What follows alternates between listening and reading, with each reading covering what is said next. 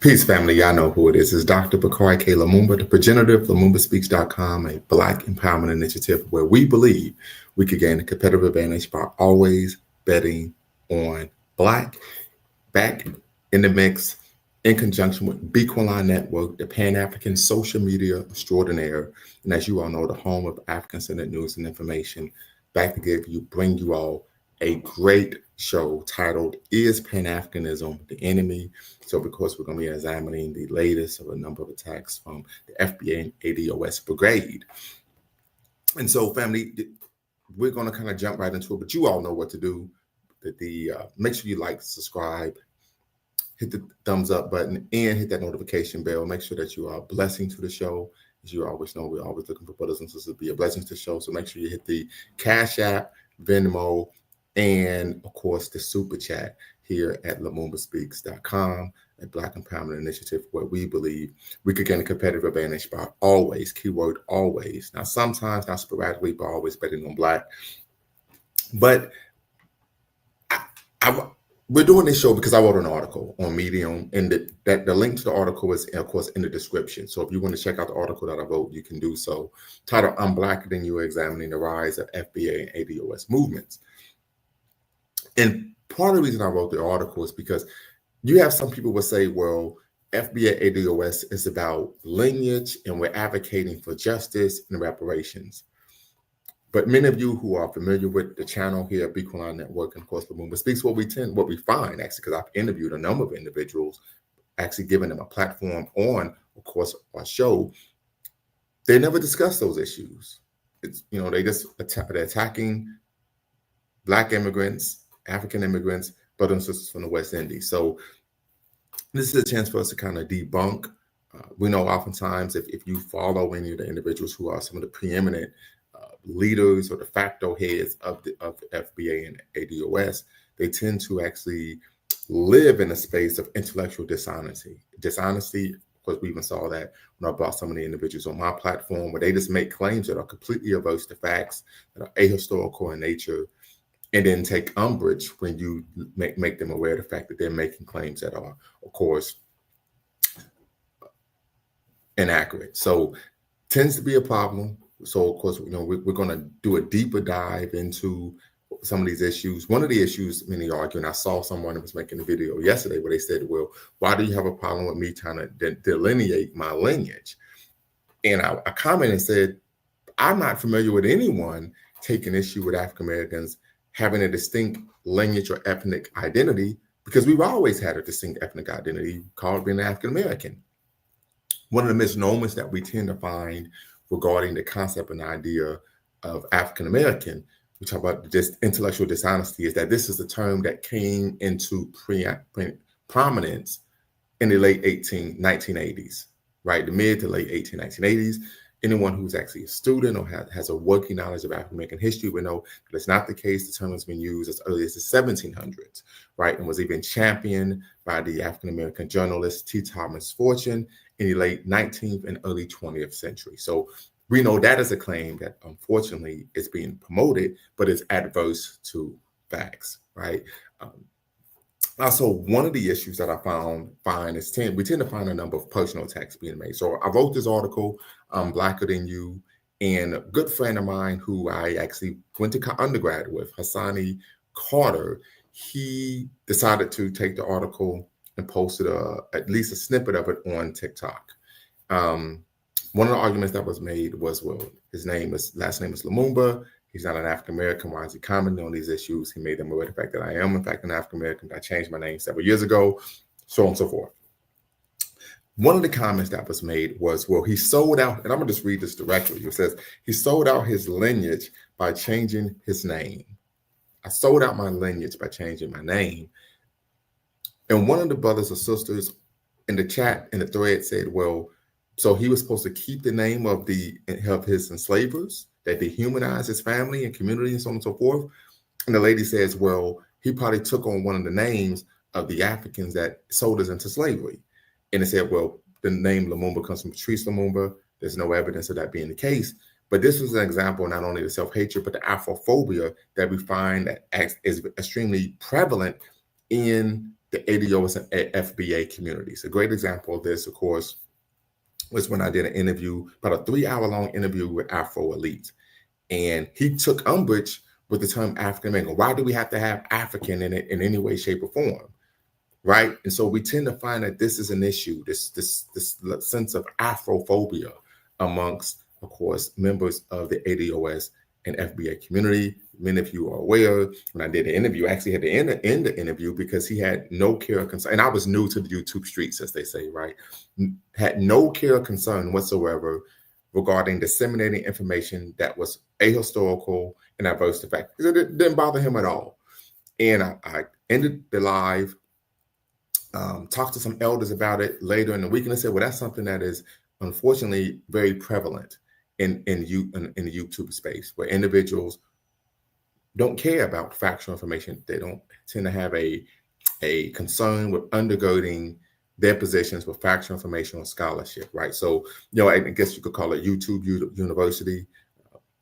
But here, of course, we don't engage in liquor store scholarship, right? We want to make sure that the work that we're doing, the positions that we're taking are rooted in factual information, not conjecture, innuendo, or a nebulous understanding. Well, you could tap in, Hassani. I saw your comment here. So yeah, you could tap in and be part of the conversation. Definitely would love to hear from you. A long time no see, but we could definitely chop it up. But yeah, I did an interview with him on my YouTube channel back in 2022. And I remember it's 2022 because that's the year I thought Ohio State was going to win the national championship. We had CJ Stroud. So I'm just going all around talking about how he's going to win. But we ended up doing an interview. And like I said, I was just taken aback by the intellectual dishonesty. Like, he just was making claims that were just adverse to facts. For example, one of the preeminent arguments, and then we'll get into the crux, of course, of the conversation I'm going to have today, brothers and sisters. But one of the arguments that he made was that Pan-Africanism was one-sided. And as a result of having a conversation with him, I found that he actually knew really nothing about Pan-Africanism. For example, he stated that, we should operate on the basis of race first. And I said, well, that's what Pan-Africanism is, right? The concept of race first. I said, are you familiar with Tony Martin's book, Race First, that highlights the UNIA and, of course, the work of Marcus Messiah Garvey? He was not aware. He says, but he says Pan-Africanism is outdated. It doesn't work. And what we should do is we should just do something called B1, because B1 is a more efficient term where we operate based on race first. And I said, well, that doesn't make much sense to me. If you are opposed to Pan-Africanism, which is based on the concept of racial unity, why would you then therefore need to, but you believe in doing something that's rooted in called being B1? I said, it makes no sense whatsoever. So we tend to find there tends to be a lack of understanding of what Pan-Africanism is. I recall many years ago, probably in 2021, Tariq Nasheed made a number of arguments regarding why African Americans should not be Pan-Africanists, and every claim that he made was adverse to facts. Extremely intellectually dishonest. He argued that, to be a Pan-Africanist, you have to move to Africa, which is not true. He argued that Pan-Africanists just want you to just give them their money, then they do with it we don't know what. Right. Once again, just claims that were adverse to facts.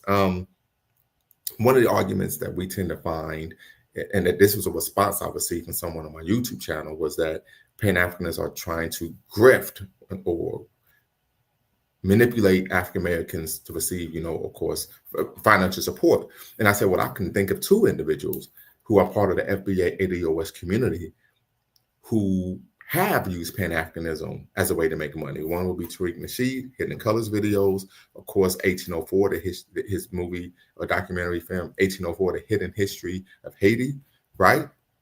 And then, of course, Yvette Cornell, and she charges sometimes upwards of $10,000 to host conferences that are rooted around the concept of racial unity, right? Irrespective of one's ethnicity or nationality. So I say these are individuals who at one point found Pan-Africanism to be beneficial. Sister Shai, how you doing?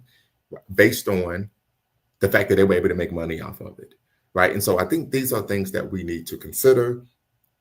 But this is something that I think is unfortunate, because what we tend to find, and I'll talk about this.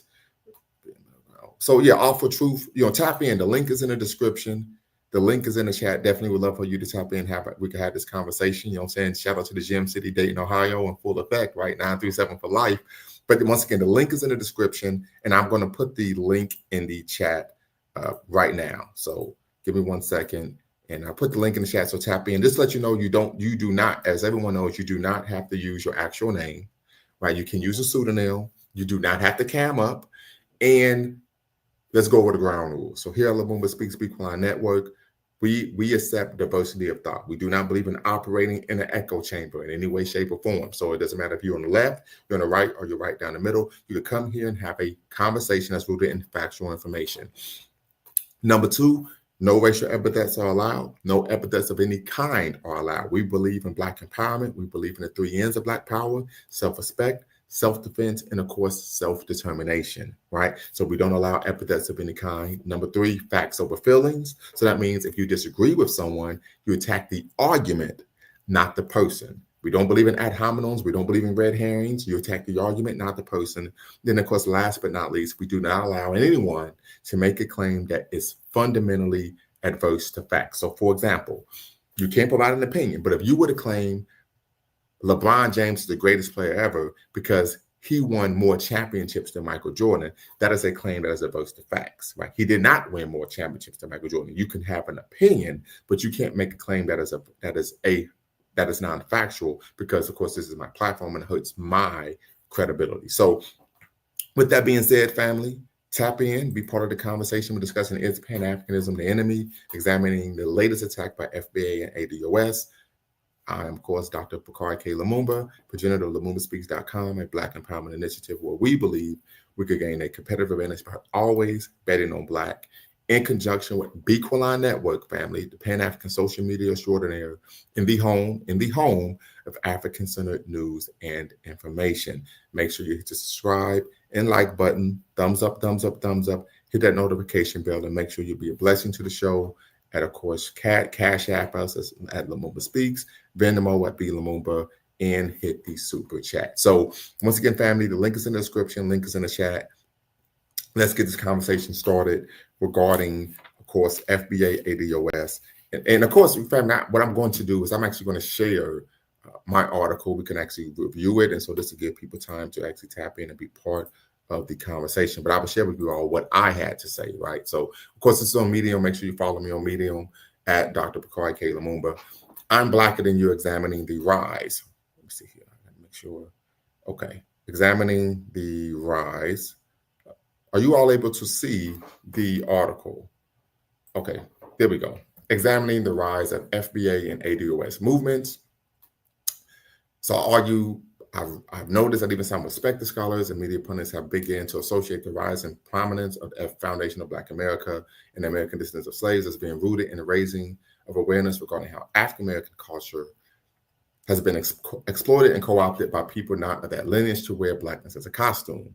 I find this argument to be specious, as this position is averse to facts and belies that the FBA and ADOS movements emerged as a mutation of anti-Pan-African sentiment by individuals who promoted Pan-Africanism for monetary gain until it was no longer useful to do so. We talked about this before, individuals such as Tariq Nasheed and Yvette Cornell. We also find this being rooted in Afrophobia, xenophobia, self-hatred, Americanized nativism, African-American tribalism, militant integrationism, intellectual dishonesty, and adherence to white nationalist politics.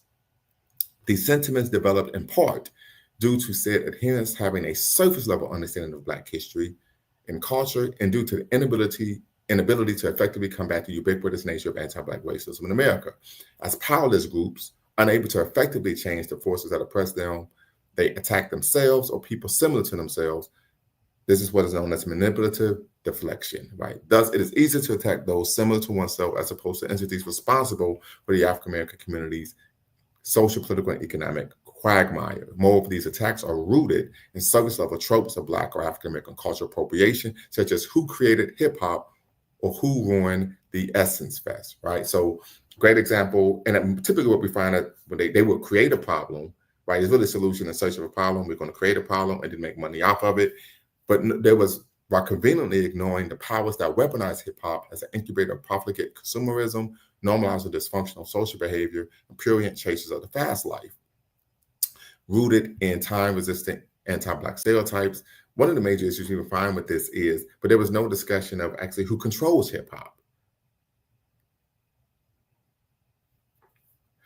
So this is one of the misnomers, right? We talk about most African Americans are doing the heavy lifting when it comes to Pan-Africanism. Most Africans don't believe in the concept. As someone who's been to the continent, someone who is a Pan-Africanist, I know that's not the case. If you're familiar with the history of Pan-Africanism, you would know that that claim is averse to facts. When we talk about, of course, the origins of Pan-Africanism, the success of the Haitian Revolution, right? The fact that numerous, and I think I'll even talk about this. Do I talk about this in the article? No, I don't.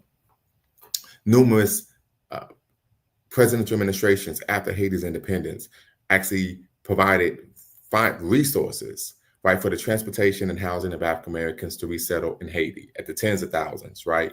We talk about Henry Sylvester Williams, Edward Wilmot Blyden being the fathers of Pan-Africanism, right? We talk about numerous examples of brothers and sisters on the continent working to the benefit of course, of African Americans at home, right? We talk about numerous African nations providing political asylum to African American activists, right? Such as Libya, Ethiopia, Kenya, Tanzania, Ghana, Senegal, Guinea, Burkina Faso, right? Just to name a few, right? So these claims are averse to the facts, right? And they belie the history of the movement, right? We could talk about one of the examples was that Marcus Garvey didn't get anything popping with Pan-Africanism until he came to the United States of America, right? If you're familiar with the history of Marcus Garvey, you would know that that isn't true, right? Marcus Garvey, of course, began his Pan-Africanist activism in Jamaica. He was a mentee of Robert Love, who was a brother who was a Pan-Africanist, one of the preeminent Pan-Africanists in, of course, Jamaica, but he was from the Bahamas, right? And then, of course, we know Marcus Garvey also was able to engage in the Pan-Africanist work and the importance of controlling the press during his time, being mentored by Deuce Muhammad Ali, who was an Egyptian Sudanese Pan-Africanist, right? So we find individuals are making claims that simply belie the history of the movement, right? That's the issue that I have. If you don't want to be a Pan-Africanist, cool, that's no problem. Right? We don't go around trying to proselytize, but I feel that in part that it's my responsibility as a Pan-Africanist, as a scholar, as an educator, to, of course, correct the misinformation. So Smitty 753, you could tap in and be part of the conversation. Like I stated before, the link's in the description, link is in the chat. But this is the problem, is you have individuals making these claims, but they aren't able to substantiate them. Another example that belies the claim that African Americans are doing the heavy lifting, right, when it comes to Pan-Africanism. Malcolm X sought to file charges against the United States government in the United Nations for what? Crimes against humanity, for the treatment of African Americans here in the United States of America. Malcolm X received the backing of 5 African nations, and there was a referendum passed in the Organization of African Unity, now known as the African Union, in which they said, yes, our governments will support you in doing this. Most scholars argue that this is why Malcolm X was assassinated, because he became an international figure and he had support internationally from African heads of state willing to back him in advocating for African Americans in the United States of America. When we talk about the dismantling of Jim Crow, legalized segregation, right? We talk about de jure segregation in America, right? Many people are unaware that African heads of state, African diplomats took umbrage with the treatment of African Americans in the United States based on what they witnessed and also experienced themselves when they came to the U.S. on official state visits, and they advocated at the international level, right, for the dismantling of Jim Crow, right? Derek Bell, who was one of the fathers, of course, of critical race theory, has even cited this. So once again, the claims that people are making are averse to the facts. Okay, can't talk right now. Let's see, that's all nice, but how did it all turn out? Trust me, I talked to a lot of applicants and they would tell you their definition is different than what it is in the rest of it. So once again, tap in and be part of the conversation. You said that's nice, but how did it all turn out? So what do you mean by how did it all turn out? We also know that Pan-Africanism is seen by the West as the greatest threat to Western imperialism and hegemony, particularly economically, in terms of resource allocation throughout the world. There have been numerous coups by Western-backed companies to dismantle and disrupt African nations that were Pan-Africanist in nature, and speaking in terms of their governmental presidential administrations. So we can have the conversation, right? But as someone who has been to the continent, someone who works and does the work with Pan-Africanists on the continent, in the Caribbean, and of course, here in America, I would argue that the claim that you're making belies the facts. But once again, you could tap in, you could share your anecdotal conversations regarding individuals you had conversations with. But I would argue that what may have taken place is that you had conversations with individuals who weren't Pan-Africanists. But here's the issue, and this is something that happens a lot when you're having conversations with individuals who are of this ideology. When you provide factual information that contradicts what you've already told them, they still would just dismiss it, which tends to be a problem. So that's where the intellectual dishonesty comes in, right? Because factual information, unfortunately, tends not to matter, right? So once again, family, the link is in the description. The link is in the chat. We have a number of viewers on Twitter. What I will look to do is put the link to the conversation. I'm saying that's a good idea. Okay, but when we are doing a review on it, people are questioning. You even said that yourself. Well, yes. Well, my master's thesis was titled "Is Pan-Africanism Dead?" And so in there, I talk about. Matter of fact, I will pull it up for you, right? And we talk about why Pan-Africanism was seen as an antiquated model of Black empowerment, right? But it's not for the reasons that you're claiming, right? And so I've always stated there are real critiques of Pan-Africanism. The problem is that the critiques that people tend to make are not rooted in facts, right? So let's see here. I'm going to bring this up, family, and give me 1 second, and we will get this squared away. Okay, wow. So here we go. So this was my master's thesis, right? Titled "Is Pan-Africanism Dead?" Examining the relevancy of Garveyism in the 21st century, the policies of Black self-determination in the Southeastern United States. So I'll start off this with, of course, the abstract. I wrote this in August of 2018. So since the 1960s, Pan-Africanism has steadily lost its currency amongst leaders and citizens in the African continent and throughout the African diaspora. During the past 50 years, Pan-Africanism has suffered a series of seemingly insurmountable setbacks, including the assassinations of prominent activists and statesmen such as Patrice Lumumba, Steve Biko, Malcolm X, and Thomas Sankara, to name a few. Furthermore, Pan-Africanism's flagship organization, the African Union, has had its fair share of challenges and criticisms, leading its detractors to call it a what? Toothless bulldog. Okay, so that's one there. Additionally, the growing disillusionment amongst Africans in the continent and throughout the diaspora towards an ideology that has promised so much but delivered so little has caused Pan-Africanism to be seen as an antiquated model of resistance to global white hegemony.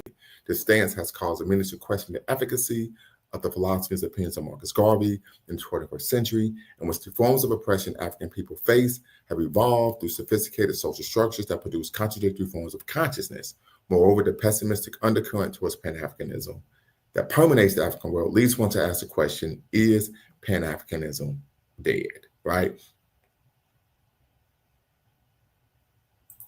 So why does Pan-Africanism need Black America? The Caribbean and Africa is close to each other, so that should be more than enough to people to actually get something started. Well, Pan-Africanism is alive and well on the continent. Great example that would be ECOWAS, the Economic Organization of West African States. We even had the Sahel Alliance as well. But Pan-Africanism isn't simply continental. Pan-Africanism is about the global empowerment of Black people. So what Pan-Africanism is about is, irrespective of where you are in the world, you should work to empower Black people. So it doesn't matter if you're a Black person living in Turkey, London, Canada, Mexico, the West Indies, or Australia.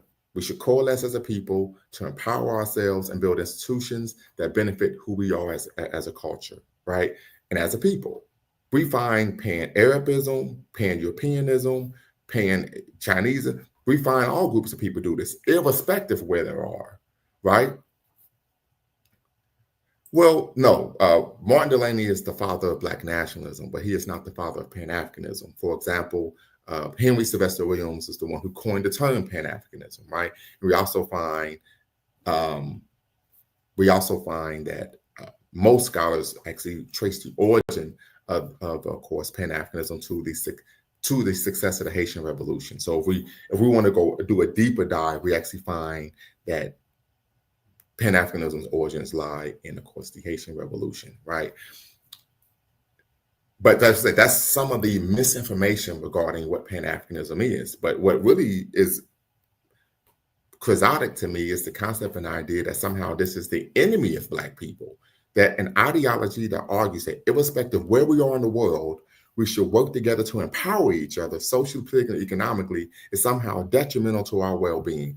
It makes no sense to me whatsoever. None whatsoever. So these are some of the issues, right? And when I talked about in my article, this being rooted in Afrophobia, right? This self-hatred. We know Malcolm X stated many years ago, right, that you can't hate the roots of a tree without hating the tree itself. You can't hate your origin. You can't hate where you come from. You can have a negative view of who you are and where you come from, and as a result, have a positive view of yourself.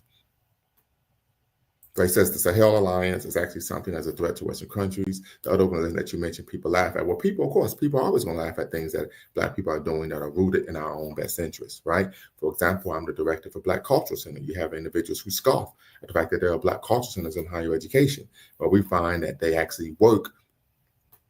No, and real quick, I never said that you said it was the enemy, but this is something that is being permeated through social media, right? I never said that you made this claim, but we find individuals in the FBA and ADOS community are now making the argument that Pan-Africanism is injury. It is the enemy. I'm just saying it's not working out. It's a great idea and great philosophy, but it's philosophy not improving the lives of people that follow it. Then maybe we should change it. Well, so I would argue, and I wish you could be part of the conversation.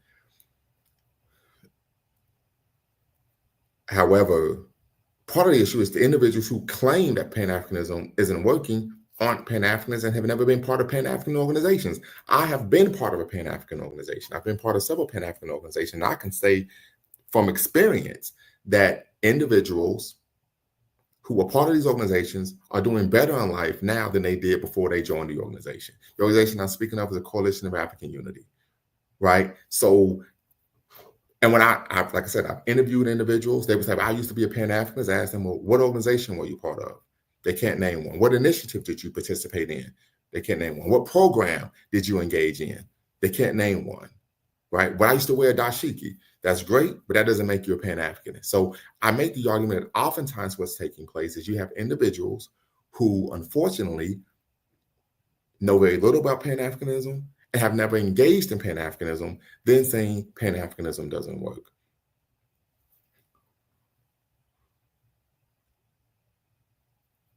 Right.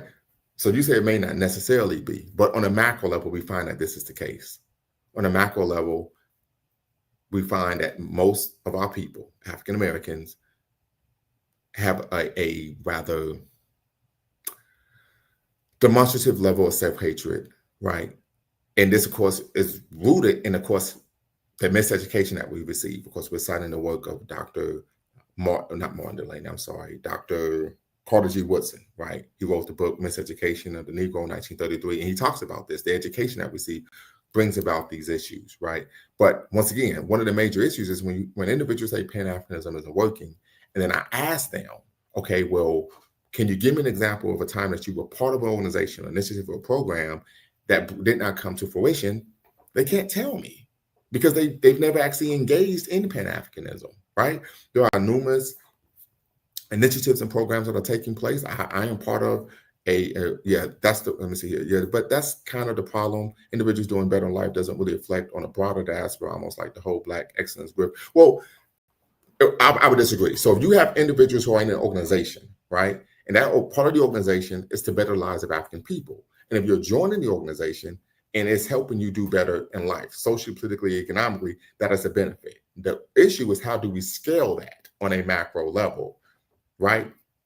So I'm part of an initiative where we are able to provide water filters in Togo that is able to improve the social conditions of the brothers and sisters in Togo. That is an actual direct benefit, right? So I'm not, I don't promote the Black excellence grift, because that kind of roots, Dr. Michelle Alexander talked about that in her book, in terms of, okay, they use this as an example of being overcome, of course, anti-Black racism. But if you are in the organization in which the goal of that organization is to improve the lives of Black people, irrespective of where they are, that should first start with the individuals who are in the organization. And then the issue is, how do you scale that in nature, right? And so I would argue, he said Mr. Beats. I don't know who Mr. Beats is. So yeah, I don't know who Mr. Beats is. That's the same thing which you consider him a Pan-Africanist. So I don't know who Mr. Beats is, but the issue would be, who does he identify himself as a Pan-Africanist? And then, of course, why, right? And the reason why I say that is because, so I don't know who Mr. Beast is. So I can't speak to that because I don't know who he is, and I don't like to talk about issues that I'm not cognizant of, right? Just out of, I don't want to be intellectually dishonest or disingenuous. But what we tend to find is there are a number of individuals, like I did a show with Dinus Demir about what are the core tenets of Pan-Africanism, because there were individuals claiming they were Pan-Africanists, had actually no idea what Pan-Africanism was, what some of the core tenets were, so on and so forth. So it's important to have an accurate education, right? Like I said before, I don't have an issue with people not being a Pan-Africanist, right? But I do take umbrage with people making claims about the movement, the history of the movement, that are versus the facts. And so this would be a great brief pivot. We did a show probably about 1.5 years ago titled, "Is Sexism Pan-Africanism's Achilles Heel?" And this was in response to a sister who,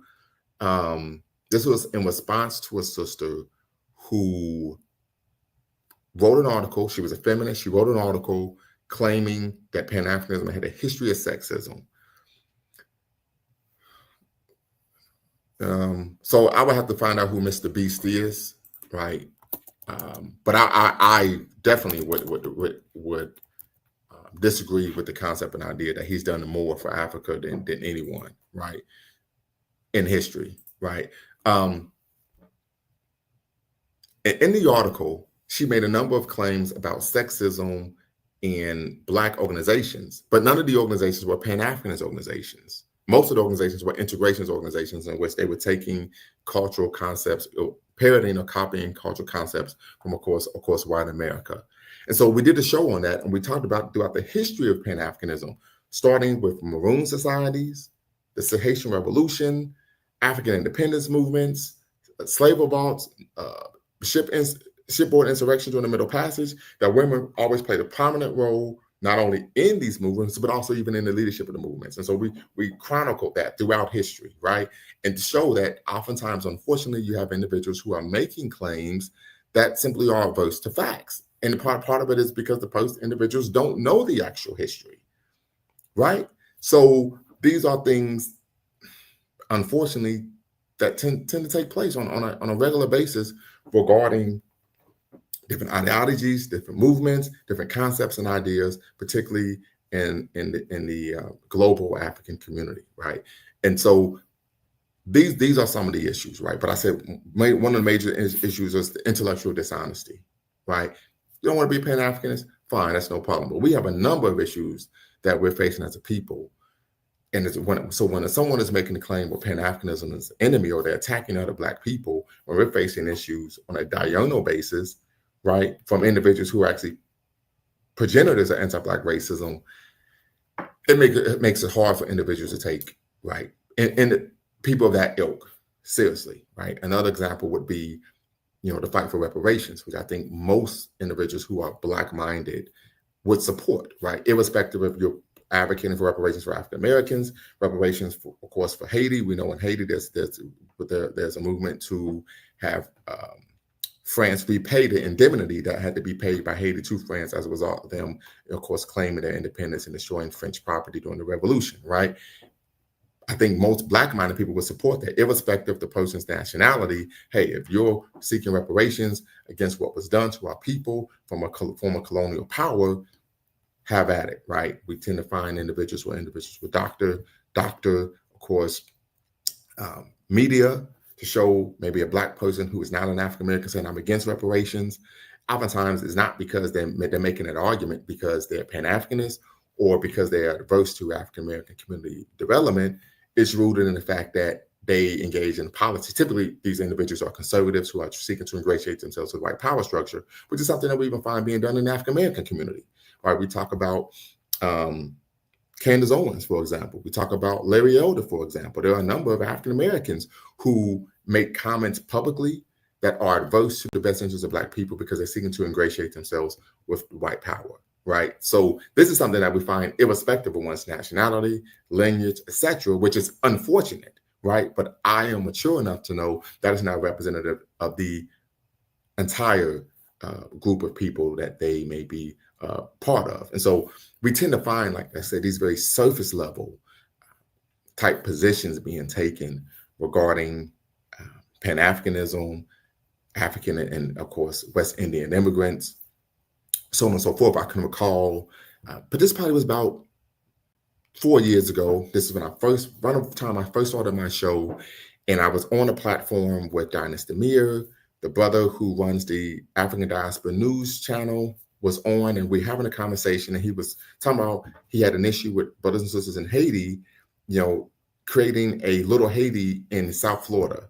And I said, well, why are you opposed to that? How does that adversely affect you in any way, shape, or form? And he says, well, there's nothing wrong with it. I'm like, so why are you complaining about it, right? And most people are unaware of the fact that Haiti was the only country at the time who even had the capacity to actually provide an olive branch, to actually provide us an actual escape from the vicissitudes of anti-Black racism in America, right? Literally, for successive presidential administrations said, listen, we will provide the monetary capital for your transportation and housing in Haiti for African Americans. Dr. James T. Holly led a large contingent. We're talking about over 10,000 African Americans who left America and went to Haiti, and they're still in Port-au-Prince to this day. So a lot of times, just people don't know the history, right? And that's why I said we have to push back into the concepts of when people make the concept where it's one-sided, it shows how little they actually know about the history and Pan-Africanism as a movement, right? We talk about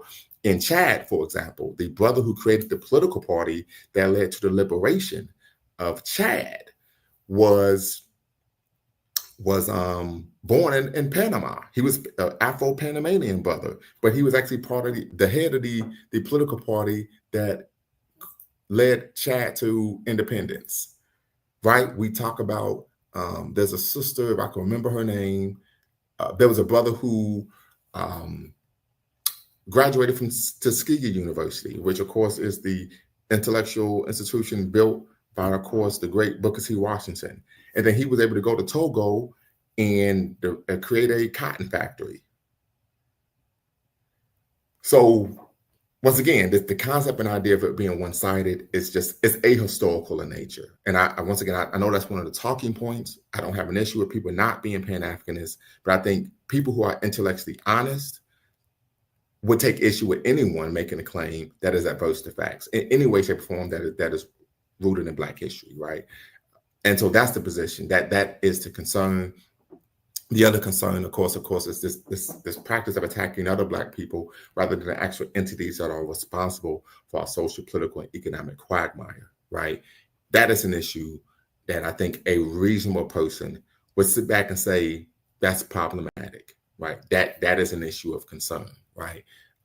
However, much isn't said, right? As I said before, many of the individuals who consider themselves leaders of course, the movement, the concept, the idea, at one point were promoting Pan-Africanism and were making a substantial amount of money off of promoting the concept and idea of Pan-Africanism.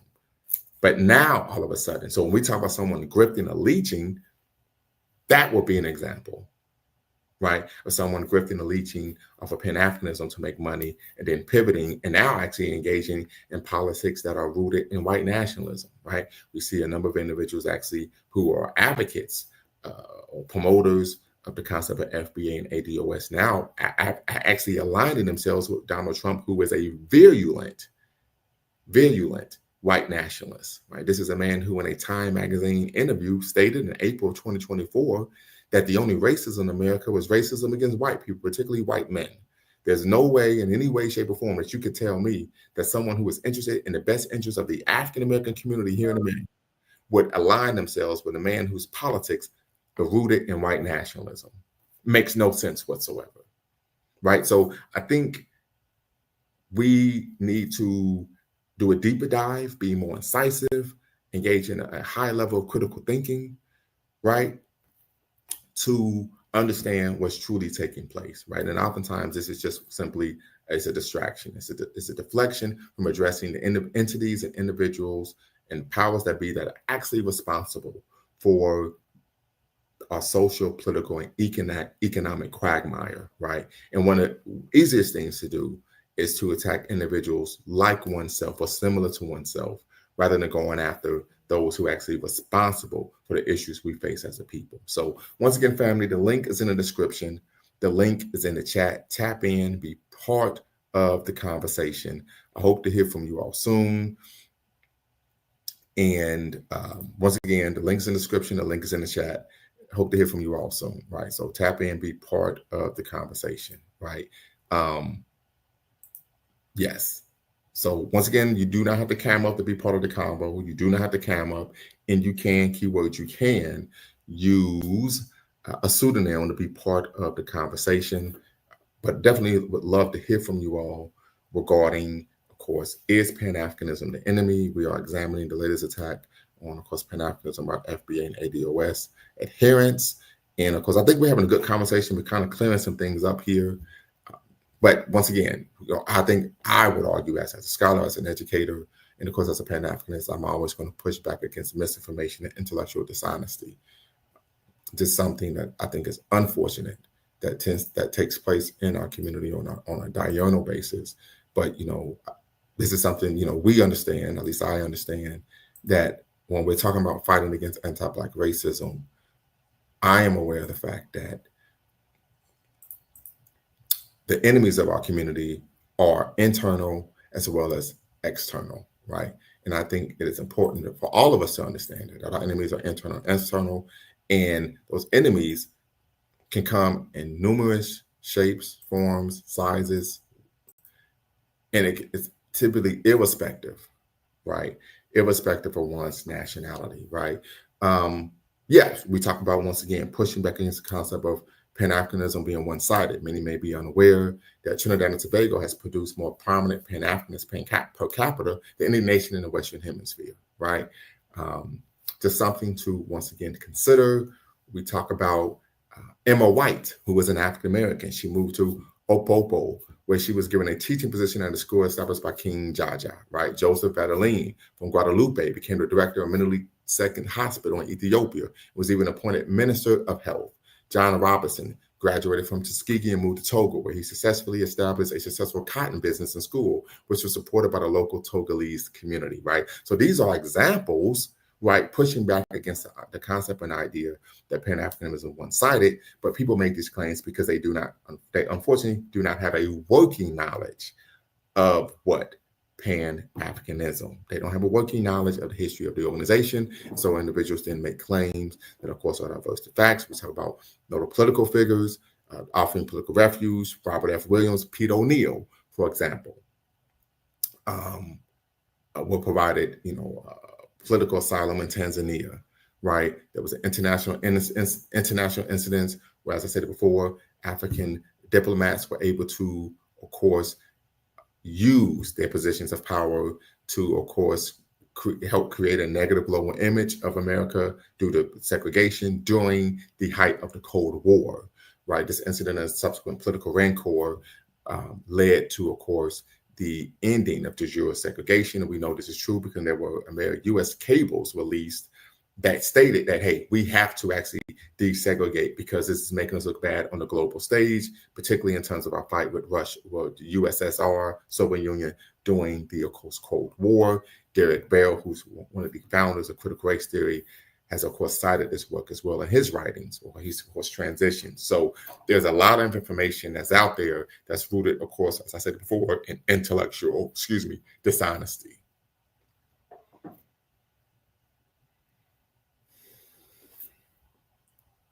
Well, so a couple things, right? We tend to find, we do find a lot of times that African Americans tend to romanticize Africa, right? And we know why that is the case, right? Due to, of course, it being our ancestral homeland, and of course pushing back against, of course, the anti-African, information that we receive not only via the media, but oftentimes K through 12.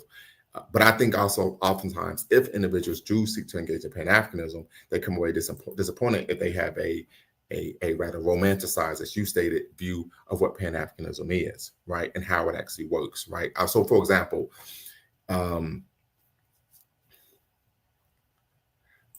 yes, there is one that I could speak of. Brother Dwayne Omawale, who is our resident historian here at Lumumba Speaks and Equality Network. He's a Guyanese, of course, extract, and the organization that he's part of actually supports cash reparations for African American descendants of U.S. chattel enslavement. Right? That is their official position in that organization. There's also a Pan-African newspaper. Is trying to think of the name of the newspaper, but it's a Pan-African newspaper, and they as well support cash reparations for African Americans, right, who are descendants of chattel enslavement. So there are organizations and entities that support reparations for African Americans. As I stated before, most Black people who are Black-minded support reparations for Black people, irrespective of what country they're in, right? I would support, of course, France repaying the indemnity that they put on Haiti at the end of the revolution. And I'm not Haitian, it has nothing to do with me, but just as a Black person who cares about Black people, wants to see what's in, advocates for the best interests of Black people, that's something I would be in support of, even though, of course, it doesn't benefit me in any particular way, right? And so, as I said before, but I'm glad that you asked that question. But these are some of the issues, of course, that we find. Sister Farida, who, of course, is from Togo, she's a Pan-Africanist. She actually lived, if I remember correctly, in maybe, let me see if I can pull up the country she lives in right now. But the organization that she runs, let me see if I can pull it up, Sister Farida. Oh, my goodness. The organization that she runs actually supports cash reparations for African Americans as well. They actually launched their website not too long ago. Golly, I don't think I'm going to be able to pull it up. I do apologize, family, because I wish I could put all of this in the chat. Let me see if I could check it on my phone and bring that up, because I could put it in the chat. But that organization as well supports cash reparations for African Americans, and these are brothers and sisters who are Pan-Africanists, and they're based on the continent, even though there are some individuals that also do live here in the States, but they're based on in the continent. So I don't know. I'm trying to see if I can find a link to the website. I don't think I'm able to do so. So I do apologize, family, but I wanted to actually, let me see, maybe I'll find it this way. Provide that information to you all. And then put it in the link so that you would know that there are actually Pan-African organizations that support.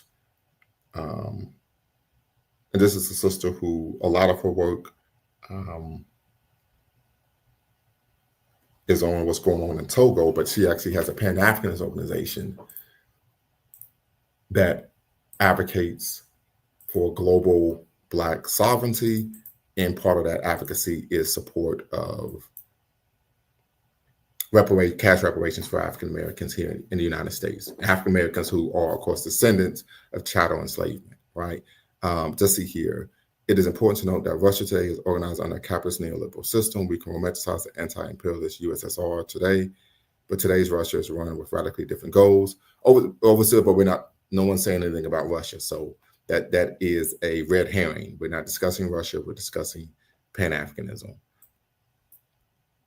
If continental Africans believe African Americans have an ancestral homeland in Africa, why is there no birthright citizenship? How does Israel how Israel does with Jewish people is all based on money. Well, I would disagree. We do know that there is, if you are an African American, you can well, any member of the African diaspora can go and obtain citizenship, right? And the reason why this is important, because once you have actual citizenship, meaning you have a passport, right, you are then able to, but legally in many of these countries, own land, right? Because of colonialism, many laws have created to prevent people who aren't citizens from owning land, right? But we know in Sierra Leone, I believe Nigeria, Ghana, etc., that you can actually own land, right, and become an actual citizen and receive a Ghanaian, Nigerian, Sierra Leonean, ECOWAS passport, right, and actually become a citizen. Now, I'm not too familiar with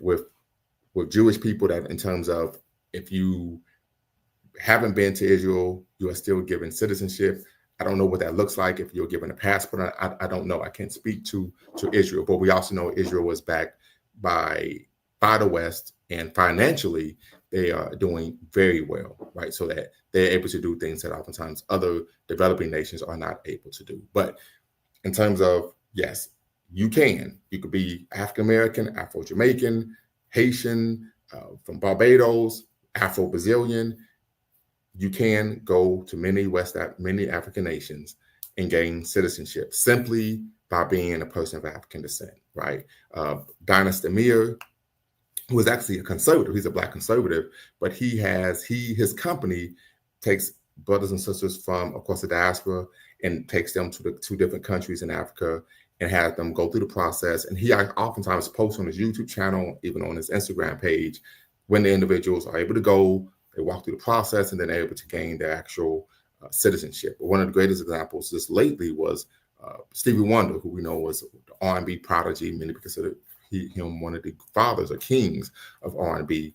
He was in Ghana last year, and he was able to, of course, obtain his Ghanaian citizenship. I was in Ghana last year, and I should have done it, but I just running around doing so much that I didn't take the time to actually make that happen. But I should have, and when I go back, I will. So that is just something to, of course, to consider, that you can go to a number of West African countries and obtain citizenship, right? And even some East African countries as well. So just want to make people aware of that.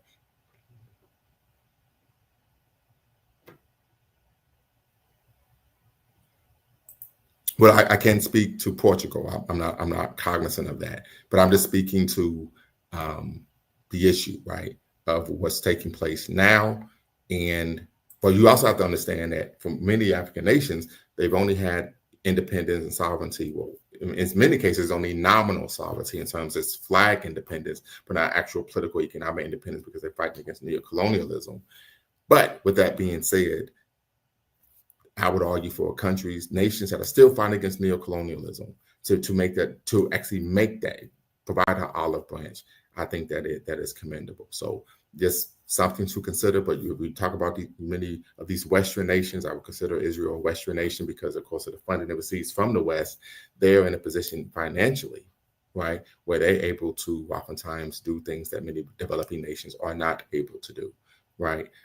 So that is something to consider as well. But once again, there are several nations on the continent, right, in which you're able to do that. But also you have to look at the fact that oftentimes these are nations where the administrations are Pan-Africanist in nature, right? So a great example would be in Ghana. When Kwame Nkrumah was president, there were numerous brothers and sisters who were African American, Jamaican, from Belize, etc., who were working in the government of Ghana, right? We know he brought W.B. Du Bois. They moved to Accra. He had a home. He had 3 servants, so on and so forth. When he transitioned to the realm of the ancestors, there was a state funeral for, of course, W.B. Du Bois, right? I've even been to the W.B. Du Bois Center in Accra, Ghana. However, there was a U.S. governmental-backed coup, right, that took umbrage with the his Pan-Africanist government, the fact that they were not only making actual connections with members of the African diaspora, the fact that they were funding independence movements in other parts of the African continent. And so once they brought that government in, they were the puppet government that was being backed by, of course, The United States, they were anti-Pan-African, right? They were anti-Pan-African. So these are some of the issues that we're facing, right? Yes, yes, they did. Yes, MLK, yes, yes. Normally, yes, they did. They went to Ghana's independence in March of 1957. They sure did. So these are issues that we have to be aware of, that oftentimes when African nations are engaging in Pan-Africanism, it's a threat to the West. And oftentimes, on many occasions, the individuals are assassinated and replaced with many political administration, puppet political administrations that are willing to do the bidding of the Western powers. A good example of that would be in Burkina Faso as well. Well, once again, and I'm like, be easy, that dude. Tap in and be part of the conversation so we can have this conversation, right? But we are, this is one of the misnomers about Pan-Africanism.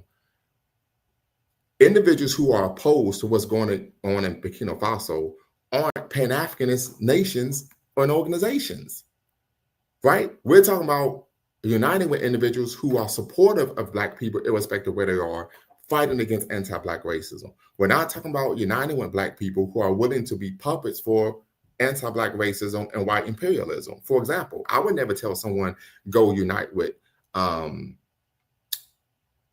Candace Owens or Larry Elder, right? These are individuals who are opposed to us unifying and progressing as a people, politically, socially, economically, receiving reparations. So that's one of the misnomers. Pan-Africanism is about unifying with Black people who are supportive of Black radical politics, not unifying with individuals who are opposed to Black people engaging in agency and self-determination. That is one of the misnomers that is being promoted by individuals who, unfortunately, take issue or umbrage with Pan-Africanism.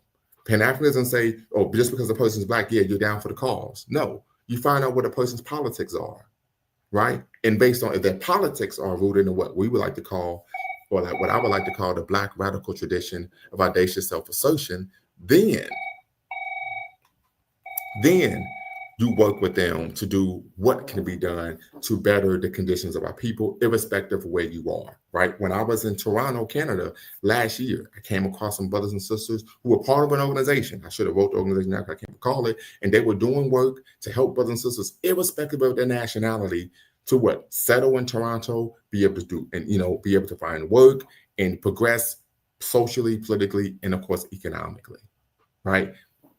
That's the argument. But it's about working with individuals who are about that life, not unifying with individuals who are not about that life. And we talk about this, for example, we talk about in the African-American community. The majority of African Americans do not embrace Black radical politics on a macro level. The majority of it is what we say is 45, 46 million of us. I would say less than 10% of us actually promote or support Black radical politics. So I wouldn't say, well, as an African American, we should unify with all African Americans. No, you work with individuals who are supportive of us, engaging in a Black radical tradition of audacious self-assertion. It's that simple, right? Most of the politicians that are in positions of power are puppets of the power structure, right? That is a reality, even though they're African Americans. Right, we find the same thing on the continent. Where we're at now in terms of Black politics is advocating for and fighting for rightful governance. Right, so that individuals who look like us, who are in positions of power, so that we are able to have political self-determination, are actually doing right by their constituents. Right, so these are things to, of course, consider. Right, Jamaica was the first nation to institute sanctions against apartheid in South Africa. That would be an example, of course, of Pan-Africanism, Pan-African solidarity, right? So there's just things to, of course, consider, right? When we talk about a lot of the misinformation about Pan-Africanism, right? But like I said, this is, and I don't blame most people. This is really a result of the individuals who have platforms, right? Promoting concepts and ideas that unfortunately, are rooted in, of course, being intellectually dishonest. That's just the reality, right? But Pastor John, also, that example shows how Pan-Africanism is not one-sided, right? That was between Jamaica and South Africa, right? Something to consider. As we also know that in America, while there were sanctions against South Africa, the apartheid regime, of course, the Reagan administration sent cattle prods, right? Sent cattle prods, right? Was trading with South Africa under the table to support the administration. Well, I'm sorry, the apartheid regime. It's not an administration, it was a regime. So these are things to, of course, consider, right? So, like I said, oftentimes, unfortunately, there's a lot of misinformation being promoted regarding Pan-Africanism, what it is, what it's about, so on and so forth, right? And as a result, individuals have to make the presumption that, oh, I should just go out there and unify with anyone. No, no, no, no, no. You know, Destiny's Child. No, no, no, no, no. You unify with individuals who are engaging and believe in the Black radical tradition of audacious self-assertion, right? Not with individuals who are opposed to African people actually having true freedom, justice, and liberation. And we know that in our own community, that's not based on a person's nationality. That's oftentimes based on a person's personal politics. And oftentimes, more often than not, when individuals are engaging that way politically, it's because they are seeking to have proximity to or access to those who they believe have power, wealth, and of course, resources. It's unfortunate. It's what we like to call selling out. Is what we like to call selling out. So tap in, family. Once again, the link is in the description. The link is in the chat. Yeah, we're going to be okay. We are going to be okay. We're going to hold it down. We're going to be part of course, the Black radical tradition of audacious self-assertion. But once again, family, the link is in the description, the link is in the chat. And I apologize, family. I was supposed to put the link for the Brothers and Sisters on Twitter a while ago, but I did not. So let me make sure I do this now so that we are able to square ourselves away. So if you're on Twitter and you want to be part of the conversation, you can. So I'm going to put this. So I'll just put the StreamYard link on the Twitter comment underneath, of course, the live stream. So tap in, family, be part of the conversation. Once again, be part of the conversation. You do not have to come up to be part of the convo, and you can use a pseudonym to protect your identity.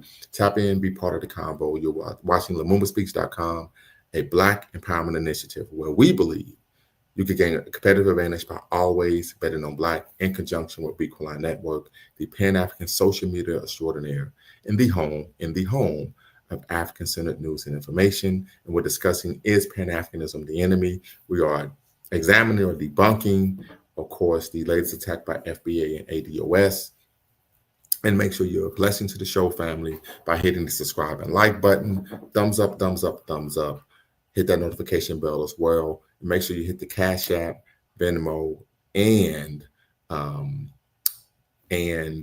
the super chat. So great question. Are you against people because they prefer to identify as FBA rather than African American? Well, I wouldn't say I'm against people. I take umbrage with people who are making claims that are opposed to facts. I take umbrage with individuals who are promoting xenophobia, who are engaging in, of course, engaging in Afrophobia, right? That is what I take umbrage with, right? I wouldn't say I'm against anyone, but I take umbrage with individuals who are making claims about any aspect of our history that are adverse to facts. For example, I had a student once who stated, well, slavery, my grandmother said slavery was a good thing because it, of course, we were introduced to God. And so, of course, the presumption of that statement was that African people prior to our enslavement by Europeans did not believe in God, right? Which, of course, is adverse to facts. Right? This is not true at all. I mean, there were traditional African religions. We even do a actual whole show. We have actual series on my platform, on my channel, where we discuss traditional African religions and we debunk the misnomers, the misinformation regarding that. In fact, I have a great book by Dr. Daniel Boaz titled Banning Black Gods, where we're going to be doing a show in October about religious racism here in the Western diaspora. So my issue are with individuals who engage not only in Afrophobia, but also misrepresenting African and Black history. That is what I take issue and umbrage with, because numerous individuals who, of course, were enemies of African people engage in doing that, right? And so, once again, our enemies are external as well as internal. If a person can say they're a jackrabbit, for crying out loud. Hell, if I care. But if a person says I'm a jackrabbit because Black people never did X, Y, Z, I would take issue with that because they're making a claim that is ahistorical and opposed to facts. But great question. I do appreciate that. Great question. Once again, family, tap in, be part of the convo. The link is in the description. I will put the link in the chat once again. Tap in and let's have the conversation. Is Pan-Africanism the enemy? So we'll love to hear from you all. Love to hear from you all. As you all know, you can use a pseudonym when you don't have the camera up to be part of the conversation. You're watching LumumbaSpeaks.com in conjunction with Beacon Network, the Pan-African social media extraordinaire. But what we do tend to find, unfortunately, with FBA and ADOS is that there is a desire to distance oneself from one's African history and heritage, right? I remember on my show with Afro Elite, he claimed, well, we don't really have any connection to Africa because our culture was completely destroyed during the Holocaust of enslavement. And I said, well, actually, that is a claim that's opposed to fact. As someone who has a background in Black studies, bachelor's, master's, and even a PhD, we find that there are numerous forms of African cultural retention in African American culture. Right. And so once again, that was a situation where the person, of course, he's a lay post, he's not a scholar such as myself, was making a claim about African American culture and history that was simply adverse to facts. So I started naming literature. Right. We talk about Tracing Our Country Marks by Michael Gomez, the formation of African American identity in the colonial antebellum South. Myth of the Negro Past by Melville J. Herskovitz, Slave Community by Sterling Starkey, Slave Culture by John Blassingame, right? So, and I said there are numerous. Matter of fact, if many of you watched our intro video, right here on the Lumumba Speaks and Beacon Network, there's a snippet on that intro video where I lay out about 12 books on African cultural retention and African American culture, right?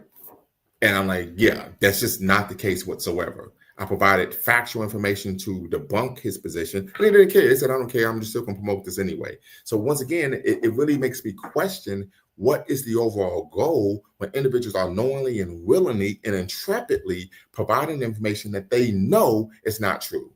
It's almost like Hebrew Israelites. They make a number of claims that are ahistorical. And the basis of that is seeking to what?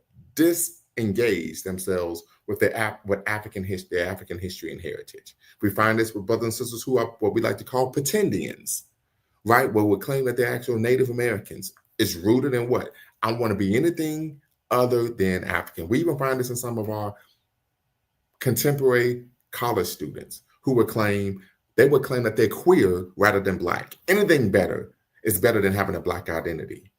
So they would claim that they're queer, which has nothing to do, of course, with a racial identity, but that's an identity they would take on that's more salient because they're seeking to, in some way, shape, or form, escape the vicissitudes of anti-Black racism, not only in America, but throughout the world. Be easy, that dude. What's the word? Hey, what's good with you? How you doing? I'm doing quite all right. Thanks for asking. Hold on. Let me turn my volume up a little bit because I'm not hearing you too well. Can you say something again now? Mic check. Could you hear me? I hear you much better. Okay. Is it on my end or what? Well, it was my end. It was my end. Could you still hear me?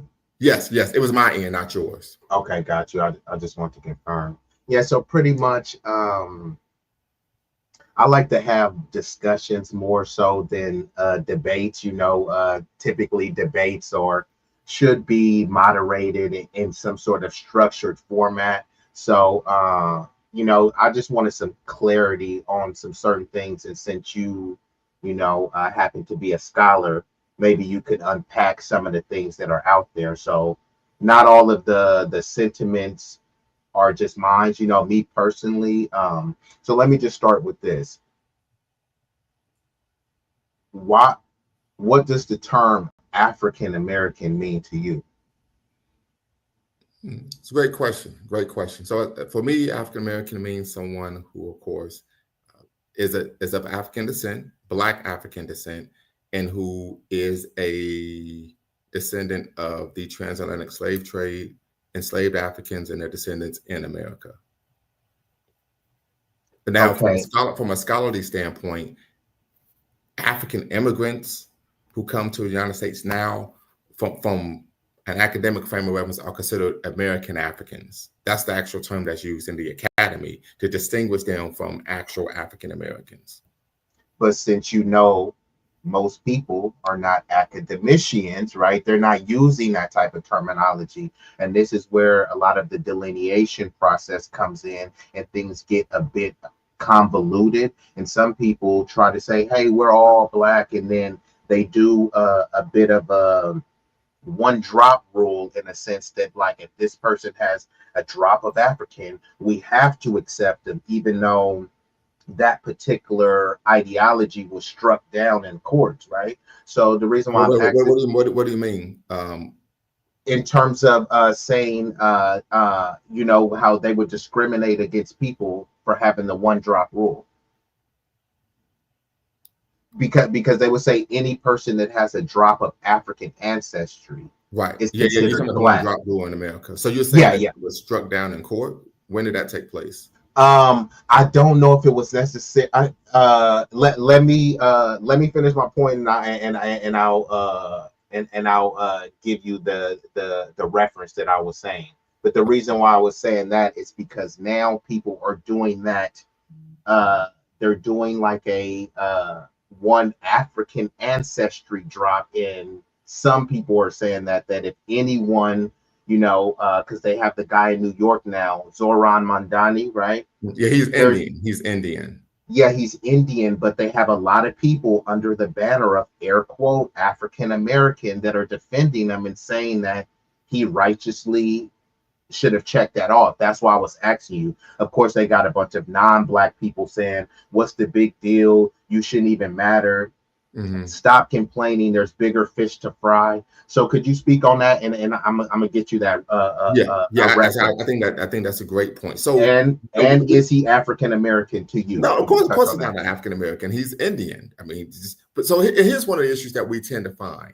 And now that would be an example of non-black people wearing blackness as a costume, right? It went viral a couple of years ago, and particularly in the academy, where there was another Indian individual who, to get into medical school, masqueraded as a what, African American. He cut his hair. He was staying out in the sun a lot to get darker, and then he tried to change his accent, and he was able to get into law school, right? Of course, I don't agree with that, right?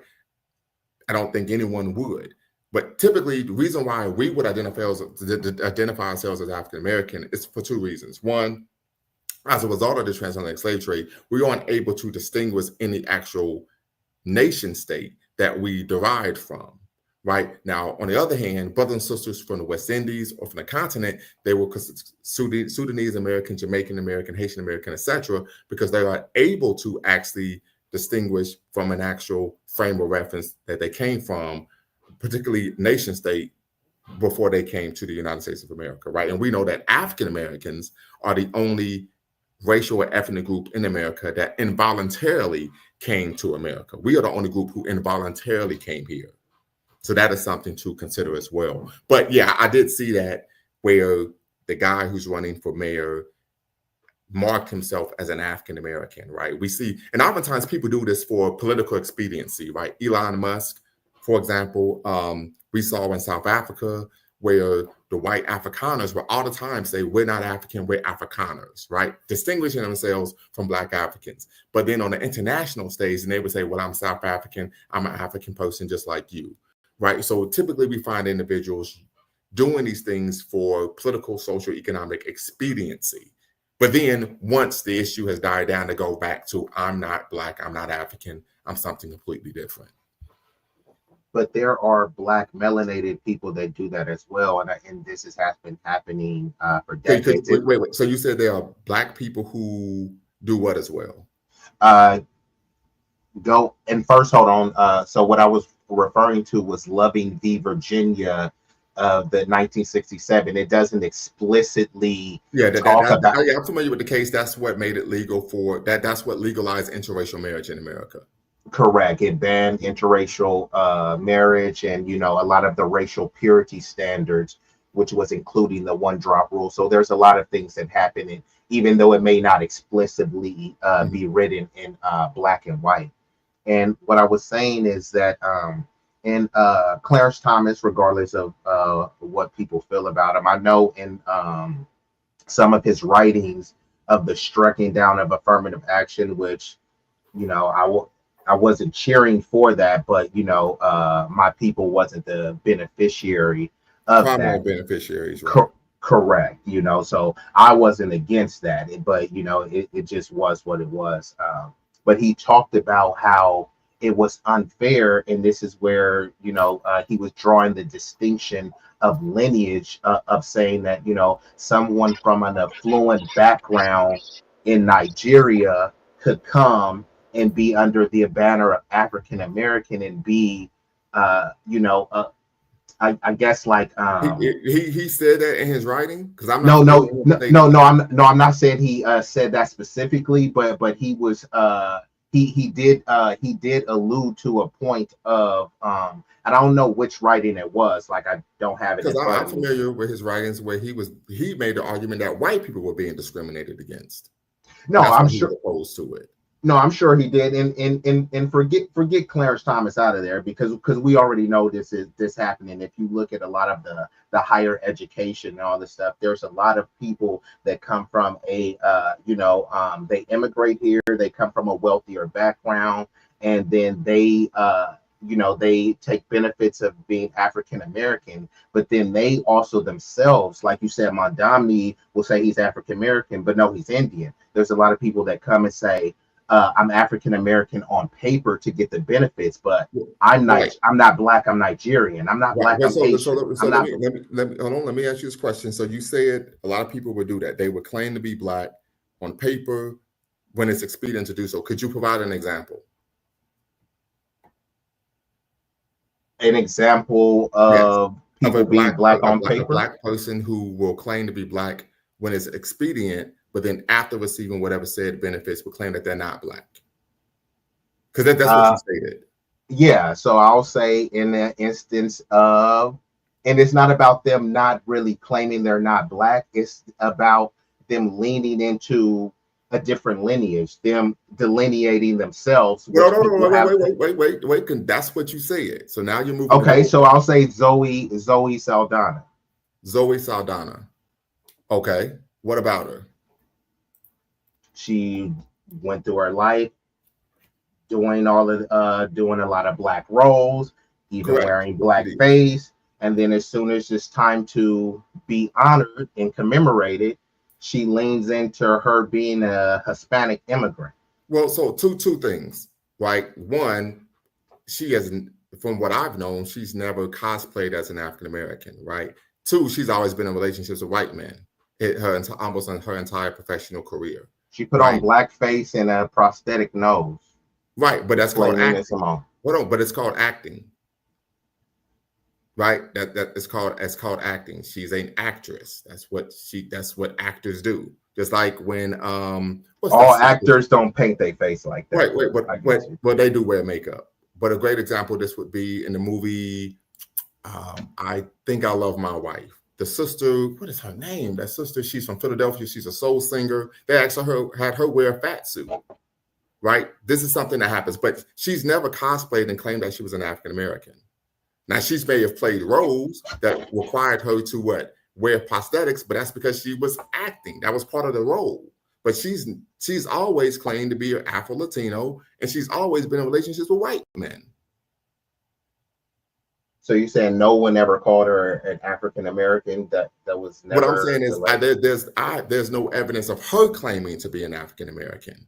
Well, there is evidence of Candace Owen, who claimed to be African American, but then she also claimed to be Caribbean, and she also said she has a bias against criticizing against Caribbean. Candace Owens, and this is respectfully, but Candace Owens is a self-hating black person. We all know this. Right. The second issue about Candace Owens is she's from the Virgin Islands. The Virgin Islands is a U.S. territory. And if one is from the Virgin Islands, like Tim Duncan, that would make one a African American. I've been to the Virgin Islands, beautiful islands, but if you are from the Virgin Islands, which is U.S. territory, that would make you an African American. However, but what I'm saying, my point wasn't that they're not African American. I was saying that some people like to use and discard the term, and that upsets people, where they're like, hey, if you're going to delineate and say that you're Caribbean, then just do it all the time. So when she filed that lawsuit with the NAACP, she did that as an African American. And then Right. when she's doing, she had a brief modeling stint. Caribbean. She just recently said she has a Caribbean bias. If someone brings her a story about Caribbeans, she won't criticize them, but she'll criticize Black Americans.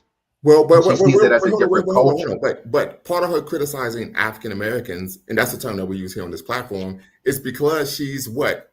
She's pandering and doing the work of white conservatives. Any Black person who is a Black conservative that goes on Fox News, PragerU, so on and so forth, they speak ill of Black people. What's the sister? What's that Black chick? She's a cousin of Damon Dash, Stacey Dash, right? Once she started speaking ill of Black people, Fox News hired her. And every time they brought her on the show, she's speaking ill of Black people, African Americans, even though she's an African American. Then she became so deluded that when she married a white guy, there's a domestic violence incident. The police officer asked her, "What is your race?" She says, "I'm a white person." And as soon as they didn't have any use for her Is she anymore, African American or Latina? yes, no, she's African American. Okay. Right, but what I'm saying is, so there are two types of Black conservatives. You have organic Black conservatives, people like Booker T. Washington, that actually believe practicing conservative social and sometimes political values will be beneficial to Black community. You have inorganic Black conservatives, which is typically what we see nowadays. These are individuals who oftentimes paid by white conservative special interest groups to promote anti-Black sentiment on their platforms. I have 2 books on it, right? So nowadays, when you find Black conservatives, all they ever do is talk bad about Black people. It doesn't matter what their nationality, what their ethnicity is, what country they grew up in.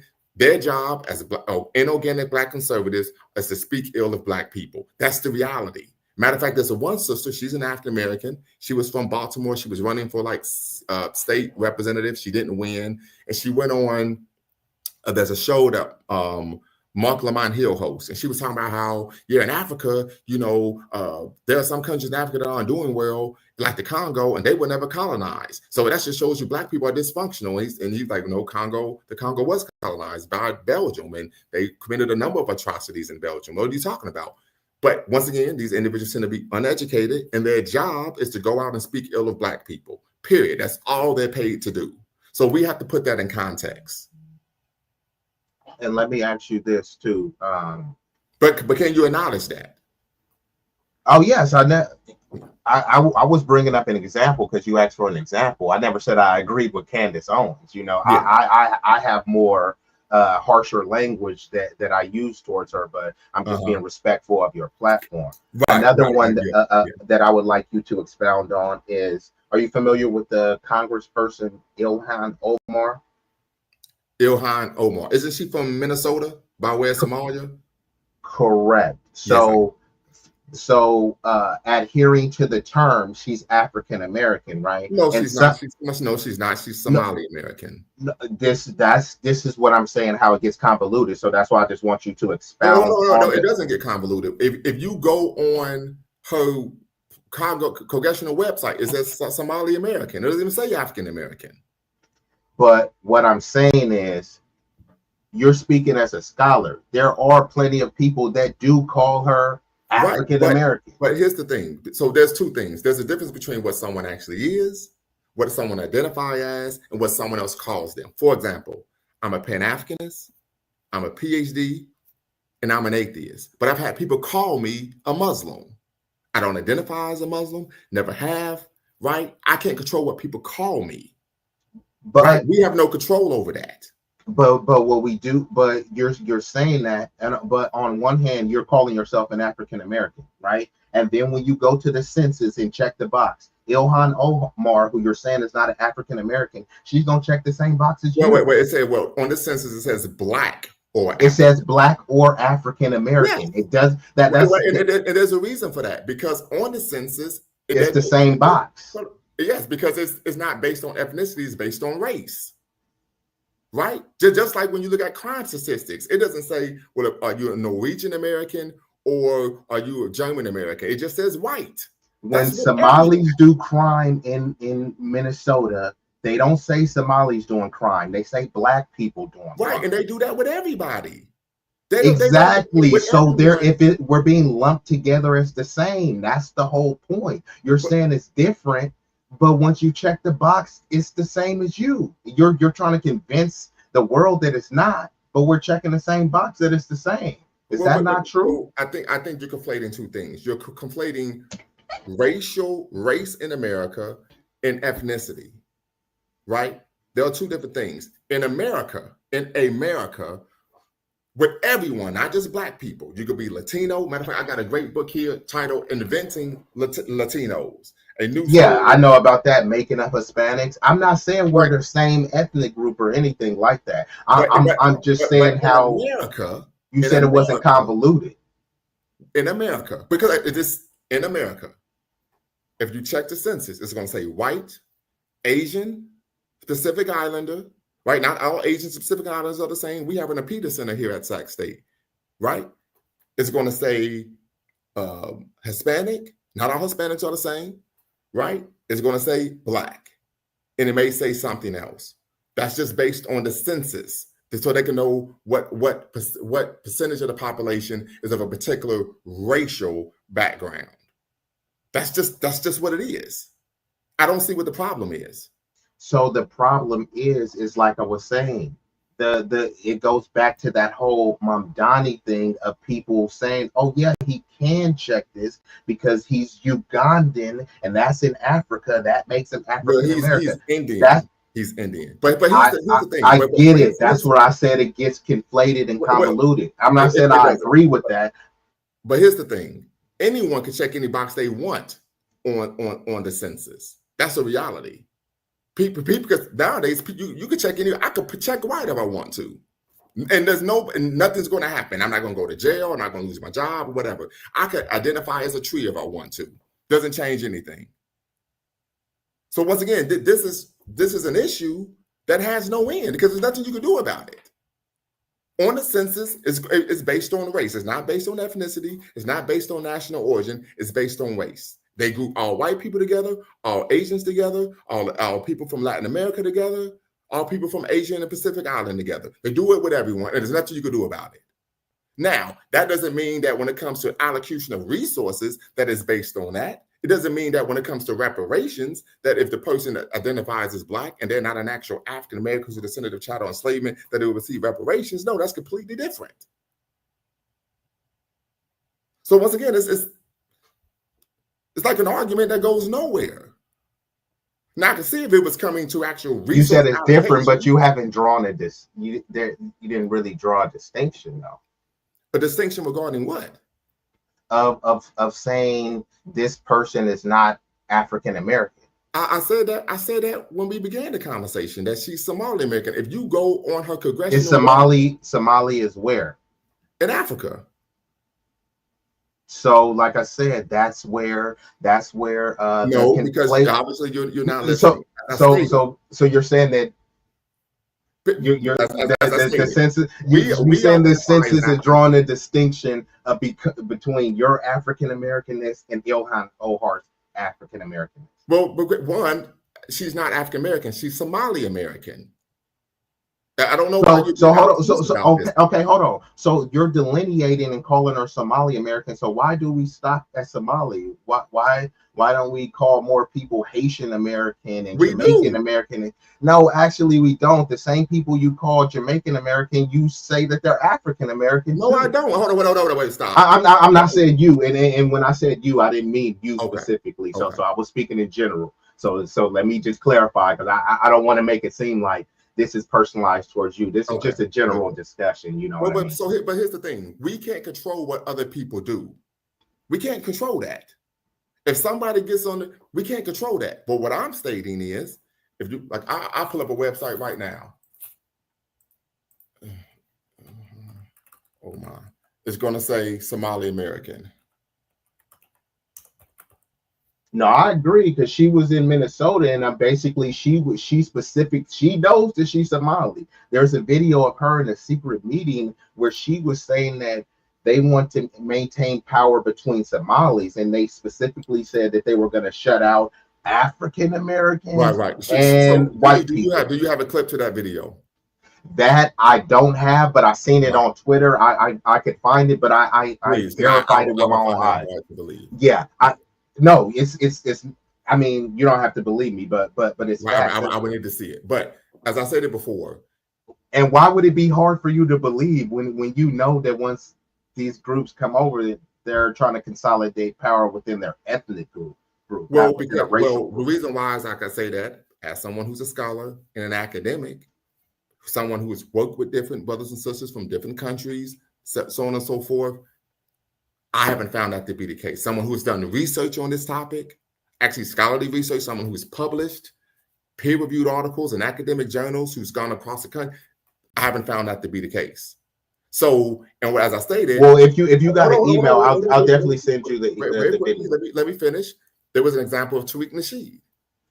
He's out on Twitter. He says, well, they're having secret meetings where they're telling people da da da da da da. So someone came in and said, well, listen, you know, I'm a skeptic. I'm from Missouri. Show me state. If it's a secret meeting, how do you know about it? And he wasn't even able to provide a retort. So a lot of these claims are being made, but aren't able to be what? Verified or substantiated. Well, right? This one could be verified. And so like I said, you can send a link. I will put my email. Yeah, let me get that. And speaking of that, I mean, did you hear about with that Latino meeting in the city council with Nuri Martinez and everything? Yes, I did a show on that, but now you're moving the goalposts. I'm asking you. That was a secret meeting that got exposed. So it wasn't a secret meeting. It was just a phone call. I'm saying it was a private meeting and it was secretly recorded. It was a phone call that was recorded where the Latino woman was using Latin racial epithets against, of course, about Black children and Black people. Yes, I did a show on that. That was in October, I believe, of 2022. Yes. So that's what I'm saying. So you are acting like it's unfathomable to think that some other group would do that. And I'm not acting that it's unfathomable, but what I'm saying is people have always made this claim and never provide evidence to substantiate it. When we make the claim about Latinos, like I've written literature on the global nature of anti-Black racism. We find anti-Black racism actually beginning with Jewish people and Arabs during antiquity, not with white folk, right? So I'm well versed in the history of anti-Blackness. Right. But once again, what we then tend to find is the argument is that, well, our real enemies are other Black people who aren't African Americans, not the entity that has created our social, political, and economic quagmire for over 400 years. But are people saying that they're the other? They are the enemy simply because it's non-American, or is it because they've shown something? No, like that's the claim. Simply because they aren't an African American. I see. I haven't seen that. I've seen people calling out people. So this is the thing. We have our own homegrown terms that we call sellouts here. One of them rhymes with spoon, right? There's other people of the diaspora that are spoons, but they have different names for it. But then when you call them that, suddenly people start clutching pearls. So nobody has a problem. What do you mean by clutching pearls? Because there's certain terms that people say, "Oh, don't use this term because it's divisive." But I'm glad you mentioned it. But the issue isn't a person's nationality or ethnicity. The issue is the fact that the person is a sellout. That has nothing to do with their nationality or ethnicity. I agree. Politics. We have spoons in our community. So it has nothing to do with their nationality. No, my whole thing is call them all out. So I agree with that. I don't specify and say, hey, let's target a specifically geographical location. But that's what's going on. And I don't agree with that. Okay, very good. Mr. Sandman, what's the word? Hey, what's the word, Dr. Lumumba? Happy Pan-African Friday, brother. Hey, happy Pan-African Friday. I'm always the one to real quick, Mr. Sandman. I got something for you. You're my man from the Illidale, and I always got to do this when you tap in. Are you ready? Yes, sir. What that say? Oh, is that Ohio State? The Ohio State University, the reigning national champions, my alma mater. And just real quick, just want to let you know we got it here too. So just want to, because you from Pennsylvania, you know how we do. We're gonna beat y'all down again this year. Oh man. Go right ahead, brother. Let's see what happens. Let's see what happens. Yeah, but yeah, I'm always the one to lean towards, the person who has an expertise in a particular subject and the credentials to back it up, like a PhD. And but it's also good practice, at least in my opinion, to have opposite views by another one who's also credentialed as well academically on that particular subject. And I bring it up to say because I believe Dr. Claude Anderson believes in delineation. I, Mhm. I just checked in not too long ago, and I don't know if y'all had already covered this topic. So let me say this: Dr. Claude Anderson is not an African Americanist, meaning he's not someone who studies African American history, like history and culture. Dr. Claude Anderson is not a anthropologist. When I read Dr. Claude Anderson's book, Black Labor, White Wealth, in the book he stated that African Americans did not have an actual culture, right? Which is not true whatsoever. So I would look at his expertise in terms of the financial issues in the Black community, not in terms of issues in terms of ethnicity, culture, so on and so forth, because that is not his field of inquiry. Okay, well, he says that the delineation process should stay in effect due to the reparations. So they're saying that But here's the thing. And so once again, and be easy. I saw your chat. No problem. I hope you subscribe. You're always welcome here. No one has ever stated that people who aren't African Americans, who are descendants of chattel enslavement, should receive reparations. That's never even been an argument. The only people that we have a history in this country of trying to receive benefits for groups that they are not part of are white people. It's what we call the $5 Indian. right. So once again, this is it's almost like these are individuals who are being co-opted, right, into actually fighting against groups that aren't even trying to fight against them. The only group that has a history that I could think of in this country of seeking out benefits for a group that they aren't part of are white people. Not other Black.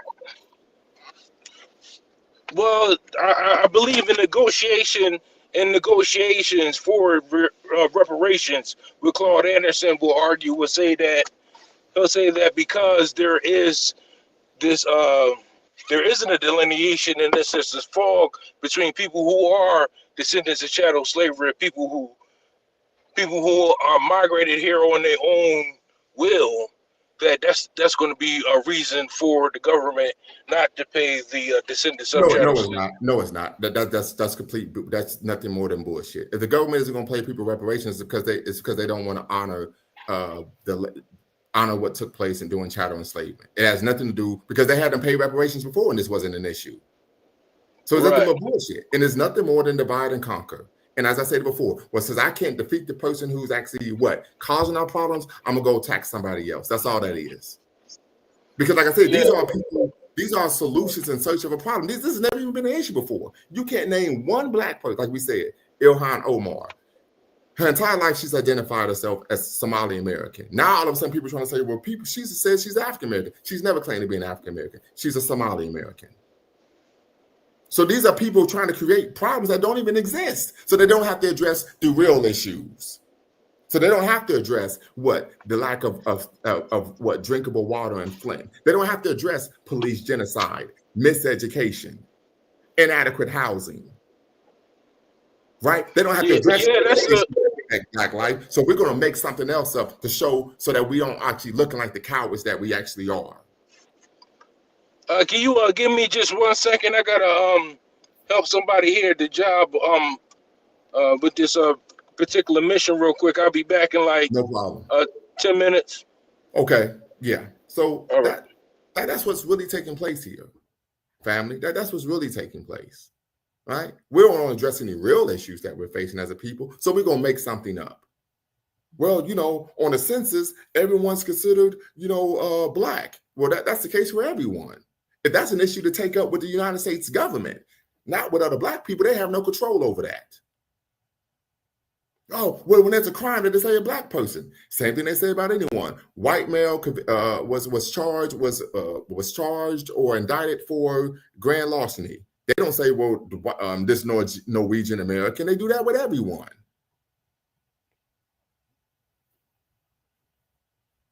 Right. Absolutely. Absolutely. Claude Anderson, he's an economist. He's not a historian or an anthropologist or an African Americanist. So, and part of it may be because of my academic training. So I know that. So I'm like, I'm not going to listen to this guy because I know he doesn't know what he's talking about. Right. So those are some of the issues that, and I've never, okay. I saw you brag about your trouble. Right. Yeah, but these are the real issues. So you don't have to address the real issues that actually adversely affect our community. You're trying to address issues that don't actually exist. Yeah. Right. We talk about Zoe Saldana, the actress. Okay, she's acting. They have people wear prosthetics when they're acting, but she's never claimed to be an African American. She's always claimed to be an Afro-Latino. What the French toast is the problem? Well, they have her playing these black roles. They do that with everyone. They have Robert Downey Jr. play a black guy in Tropic Thunder. It's called acting. Like, what the fuck is the problem? Right? So these are people, these are solutions in search of a problem. But the real issue is cowardice, political cowardice. So we don't have to address miseducation. I'm not going to go out and create a Julie Mosi Shule. We're not going to create a Saturday school. We're actually properly educating children. Right? We're not going to create a food pantry. Right? We're not going to engage in what's going on in my hometown right now. We're going to do a whole month where we're promoting anti-Black genocide. We're not going to address real issues that affect our community. We're not going to put ourselves in a position. No, I'm not familiar with Cali House. We're not going to put ourselves in positions where we're on some of these civilian review boards. So we're actually holding these race soldiers called police officers as accountable for what they're doing in our community. No, we're going to get on social media and do what?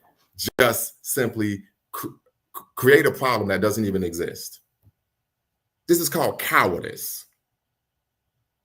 Just keeping it a buck. It's called cowardice. Yeah. Absolutely. And for example, and it's part of divide and conquer. You attack each other rather than the entity that created the problem. I remember when I was in undergrad, there was a sister who was being indoctrinated via feminism.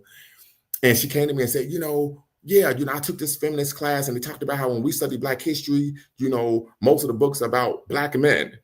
And And one of the sisters was from Cleveland and said, sister, you are being manipulated. Bakari has no control over who wrote that textbook. So you have an actual problem with the fact that textbook doesn't highlight Black women and the work that they're doing in the Black community.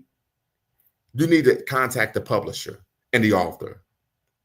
This is what happens when people are being manipulated.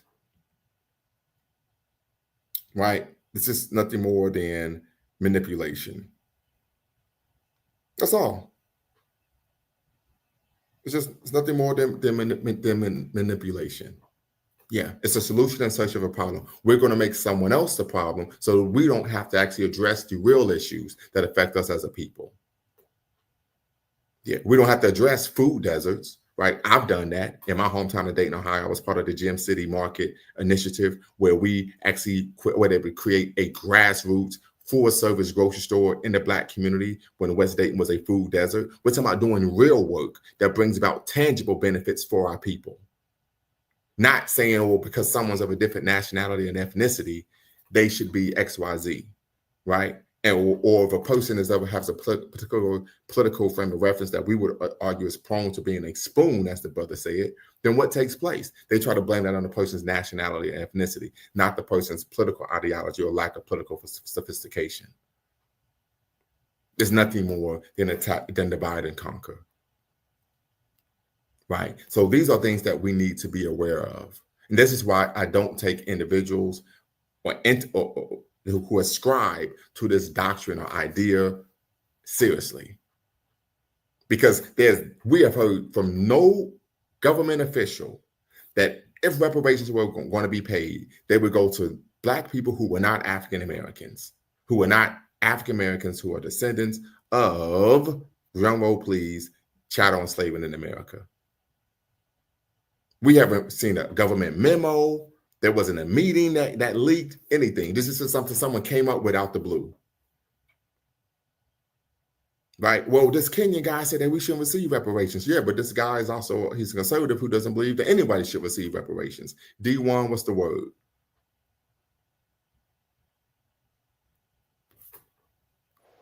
You know what? I'm going to check that out. I appreciate that.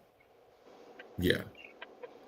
So this is just, like I said, it's just people making up problems. So they don't actually address real issues that take place that affect our community. They don't have to address miseducation. They don't have to address food deserts. They don't have to address police genocide, right? They don't have to address Black fratricide. They don't have to address what the financial issues in our community, right? No, we're just going to make up a problem that doesn't even exist.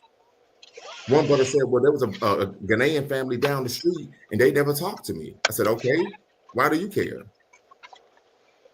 Right? So once again, making up problems that don't even exist, rather than addressing issues that actually affect us on a daily basis. Sister Kenya Akbar, tap in, be part of the conversation. Shout out to the Gym City 937. Come in here, hold it down. Sister Kenya's part of the group in Dayton that's working on anti-genocide, doing real work in the community, not making up fights with other Black people. It's called what we like to call set tripping. She's part of the Dayton Africana Elders Council. I know she's at least affiliated with it. So tap in, Sister Kenya Akbar, right? We're talking about doing real work, not making up problems to act like you actually about that life. Come on, Sister Kenya Akbar. The link is in the description. The link is in the chat. I got to get you up in here. Shout out to the 937 Gym City all day. Y'all know what it is. Dayton View, USA. I'm back. Okay, what's going on, Philly? Illadale, 215, talk to me. Illadale, yeah, I was just on an on-site at this pharmaceutical company fixing the equipment, but yeah, just got back in town. But yeah, I mean, Dr. Claude Anderson, he said he used to work for he used to be a liaison to the federal government. And that's what he said. Yeah, that's what he said. I don't know how much of it's true, but you know, if there's like talkings that's getting talked about, you know, behind closed doors that we don't know about, and he has the inside scoop on what could be negotiated, what can't be negotiated, I would think that, you know, that's something that we would have to like at least leave no stone unturned, you know. Now right. I don't want to like, and it's a sensitive issue because of course, you know, you don't want to ostracize yourselves away from, you know, our brothers from the diaspora, because we're just cutting ourselves off unnecessarily. And internationally is going to make us weaker. But if there is some type of negotiations that are going on behind closed doors that they think could help our situation, then, you know, I'm open to allowing that to operate. Now, it's these buffoons in the FBA like a Tariq Nasheed who have no scholarly background, and that other lady, the light-skinned lady, I can't recall her name. You're talking about Yvette Carnell. And Yvette Carnell, who don't have the credentials or the background to speak on a lot of these topics, or they're not at the roundtable meetings discussing and negotiating on our behalf. So, you know, I just consider that all noise, and I think we should all take that with a grain of salt. But it's just a shame that, you know, people are trying to make money off of this delineation or this separation in between us as African Americans in the United States and the rest of the African diaspora. It's like we're constantly being taken advantage of, not only by outside forces, but people that are supposed to be a part of our group, you know. And it's a shame that it's happening that way. But I don't know. I mean, Africa is segregated too, you know. They don't segregate by race, they segregate by tribe. Well, you know, the proper term is ethnic group here, Mr. Sandman. Oh, yeah. Or yeah, they delineate themselves by ethnic group. So can we consider the descendants of chattel slaves in the United States as their own ethnic group? Well, yeah, actually, yeah, most scholars argue that African Americans are a distinct ethnic group, but just like Afro Jamaicans, Afro Haitians, etc. One of the issues, and Dr. Kwame Nkrumah stated this, that if we are vulgarly ethnic or nationalist in our politics, we'll be played against each other like pawns on the chessboard. He said this, and this is playing out today, right? But real quick, Sister Kenya, I hope you could tap in. I don't know if you want to turn your camera on or not, but Sister Kenya is an example of someone who's actually doing the work, right? Not someone who's on social media trying to create problems that don't exist. So I wanted to give you a platform to discuss with brothers and sisters. Okay, she may need to tap back in what she's doing in the city to tangibly improve the lives of our brothers and sisters in Dayton, Ohio. So, okay, she's back. We may be having some technical difficulties. Can you hear me? Yes, I hear you just fine. Okay, how you doing, brother? I'm doing quite all right. How are you? I'm fine. I see you over here going off. What's going on? That would be good. So the argument I've made is that when we find individuals seeking to infight amongst Black people based on nationality or ethnicity, they tend not to be actually doing any real work to improve the lives of Black people where they actually are. Correct. That I don't even allow, honestly, I don't even allow them to be a distraction. Like, I feel like we're so distracted. This is the reason why we don't have all of the development and the utilities that we need in order to manifest as the powerhouses that we are as a Black community. Like, it's time that we just stop being distracted by them. We need to be organizing. Again, we've been told by our leaders and our ancestors time and time again, organize, organize, organize. And I'm not spending any time with the buffoonery, those people that are selling out, that are steadily supporting status quo. I'm not even spending time with them anymore. Because at the end of the day, if you're not renaming territories, if you're not spending time with youth, developing character and morals, if you're not boots on the ground, I'm more than a song. Well, and I want you to talk about that. So you talk about renaming territory, so we could talk about the park that you all renamed, and then talk about boots on the ground, because so in Detroit they had the organization just launched the chapter in Dayton. Talk about that. Yes, so I'm part of New Era Nation. New Era Nation is a 16-chapter organization started back in 2014, August 17th, in Detroit, Michigan, by a brother named Zeke Williams. And what he initially envisioned with New Era were Black people getting out basically and supporting themselves by door-to-door canvassing, passing out love, resources, and most importantly, galvanizing the community, getting individuals to know that you're not alone and we need to move collectively. And so he started that back in August 17th, 2014. And like I said, now he's up to 16 chapters. We have one in Nigeria. We have them in Baltimore, Vegas, Cleveland, Atlanta, Birmingham, Alabama. So we have them all over the country. And what we do is we get out into the community and these actions called Hood to Hoods, where we go door to door and we actually make contact with community citizens, find out what their needs are, find out if they're where they need to be based off of a 5-point accountability. Hold on, real quick, sister. So you said you all are going door to door. You're not on social media. You're not on TikTok. We on social You're not media on Twitter. too. We on all of it. We do it all. Like I see these people. But you actually boots on the ground is what you're saying. We out there every day. Like yesterday, we was up in the square. Like we out in the community every other day, once a week for sure. You know what I'm saying? Once a month, twice a month, 3 times a month. We outside. we outside. And you're outside in a good way. I said the outside in a good way. Outside in the best way, because this is what it's going to take. The kingdom of heaven suffereth violence, and the violent take it by force. It's going to take us to help us. Like, this is what it's going to take. Iron sharpen iron. We got to get out there. You fight fire with fire. You got to get out there, though. You all that, taking the back door and showing up at an event for 10 minutes, 5 minutes, that's not action.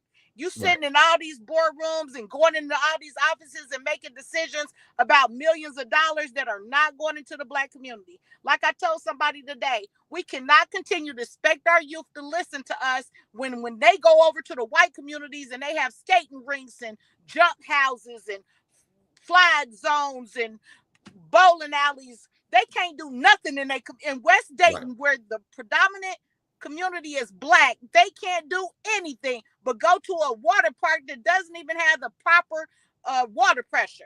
There's nothing they can do within their city of Dayton. But guess what? I'm not going to expect somebody to do something for the youth that haven't even done something for themselves. Our city doesn't have not one single golf course. Every Black golf course was shut down.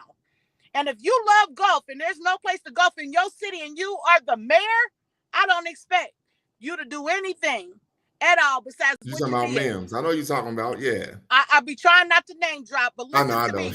But I'm gonna do it.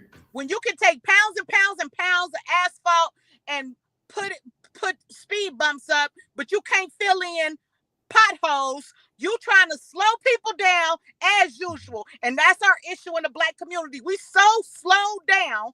That's the whole thing. You tearing up these main streets and making bike trails. For what? Like, that's not what the gentrification. That's not what the community is saying that they want. Like, and we're not stupid. And the messaging is clear because you tore down the raceway that was up on Gettysburg and Germantown and you put a prison. So we need to understand the messaging as well. Like, don't sleep on the messaging because the messaging has been clear. But I think people have just forgotten. I was reading Margaret Peter's book. Margaret Peter wrote an excellent book about African Americans, Blacks, whatever we want to call it. I got the book too, in Dayton. And if you read that, you'll really understand the laws that were in place that was saying you can't, forgive my French, but your Black ass can't even come here unless 2 white people sign for you with a $500 bond. Like, understand where we came from, because I think that we've now created so much distance, unfortunately, because of the lapse in communication between generations. We've not gotten the stories properly in order to understand that right now we are living in a situation that's based off of privileges. It's not based off of rights, because if it was based off of rights, we would understand. You're on point. Martin Delaney said the same thing. He said, we're not citizens, we're denizens. We're here based on privilege, not based on rights. We don't have any rights. We're here based on a privilege.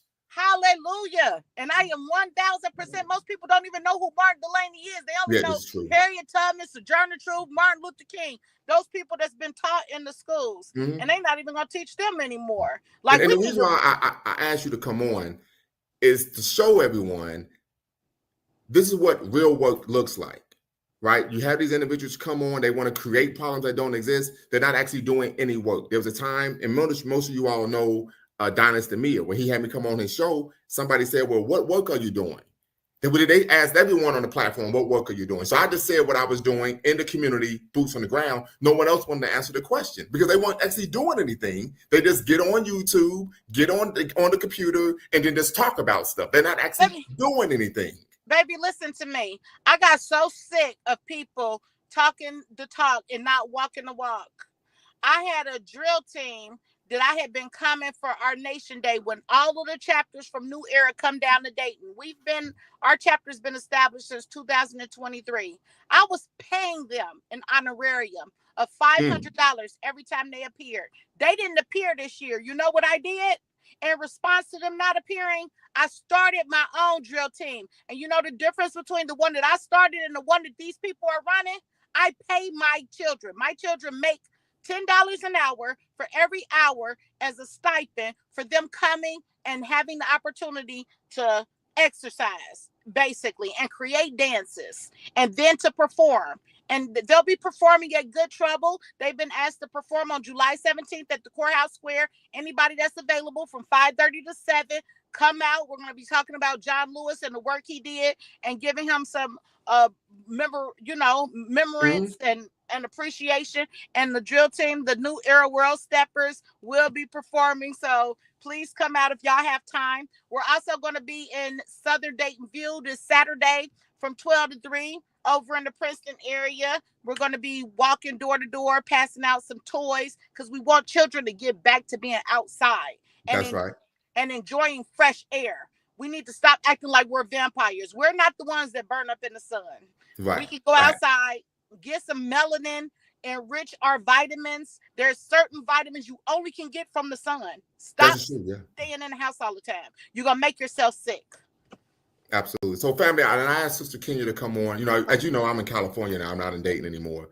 But to show you, this is what real work looks like. This is what real work looks like, right? And I tell people all the time, you know, when I'm talking my trash, it ain't about how many faults you had, it's who you fought. You know what I mean? And most of these cats, as I say, they're Jim Lampley, Larry Merchant. Homie, they just talk a good fight. They just talk a good fight.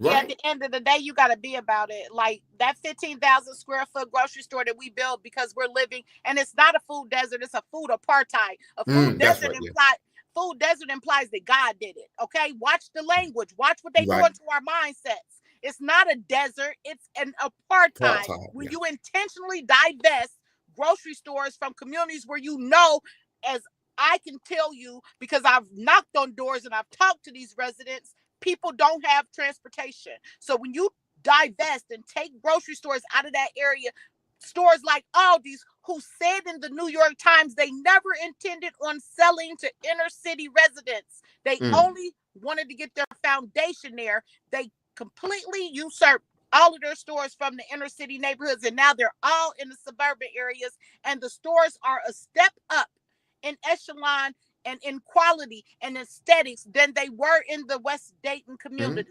But this is what these stores do, and you need to be aware of that. So I wanted just to make sure that me and several other community members got together, started meeting, and put together a grocery store, 15,000 square foot grocery store, community owned. We have 5,000 plus members. And then, as you were speaking of earlier, 2 blocks down, we want to make sure that we're building critical mass and doing a lot in single areas so that it explodes with movement activity.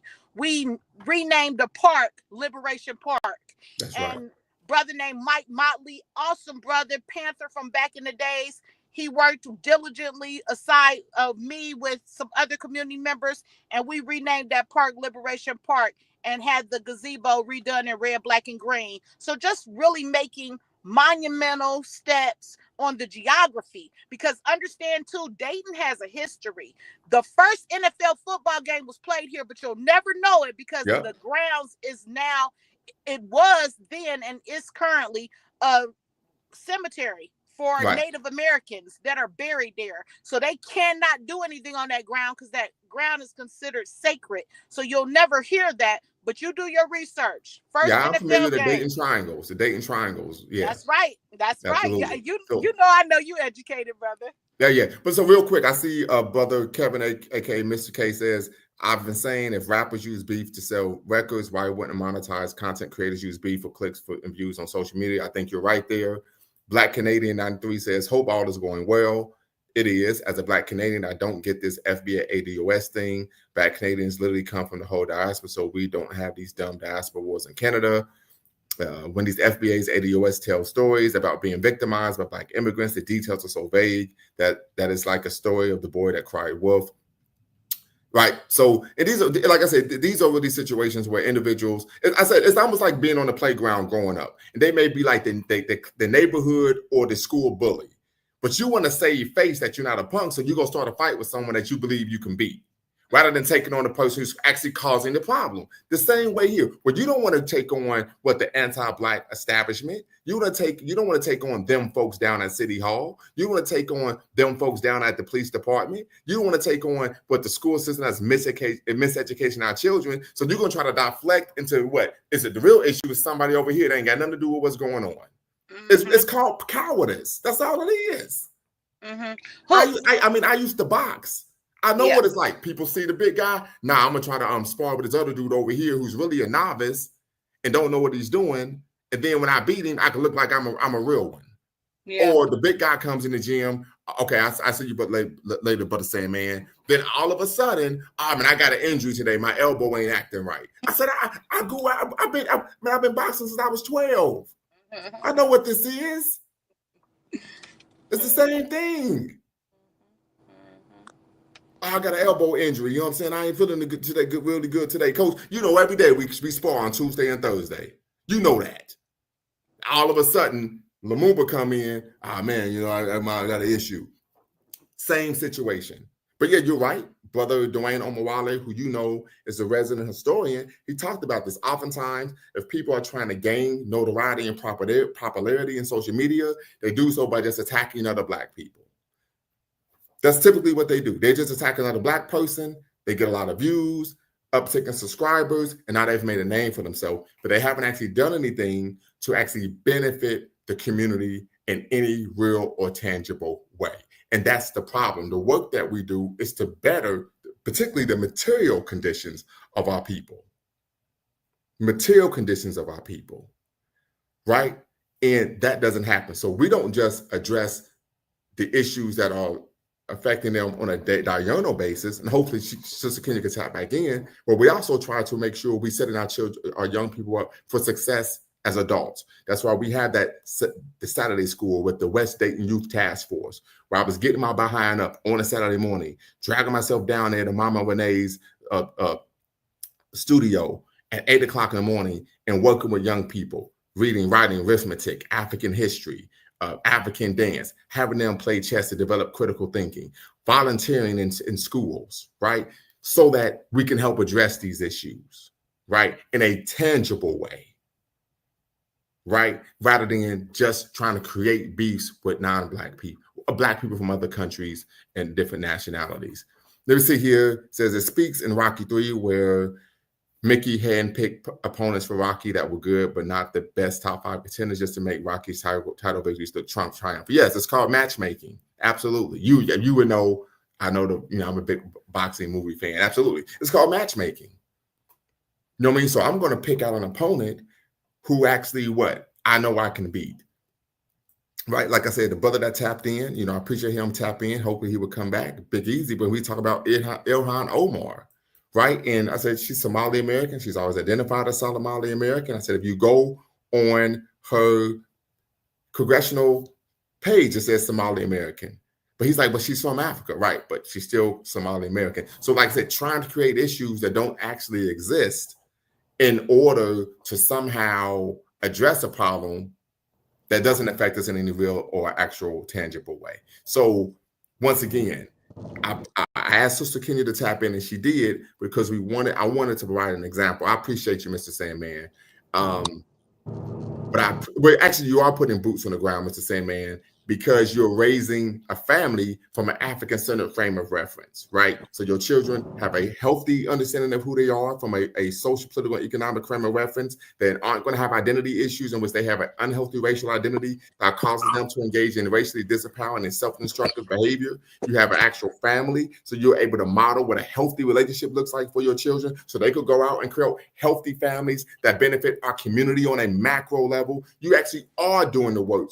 Boots on the ground. Sister Kenya, I wasn't there at the wedding, but I'm familiar with the wedding. They had what I would view to be an African-centered wedding, right? So now we're bringing in these healthy views of who and what we are as a people. It was public, so the community can see that, hey, we're having an African-centered union. We're proud of who we are as a people. That's a representation for young people, so they can actually believe in the institution of marriage again.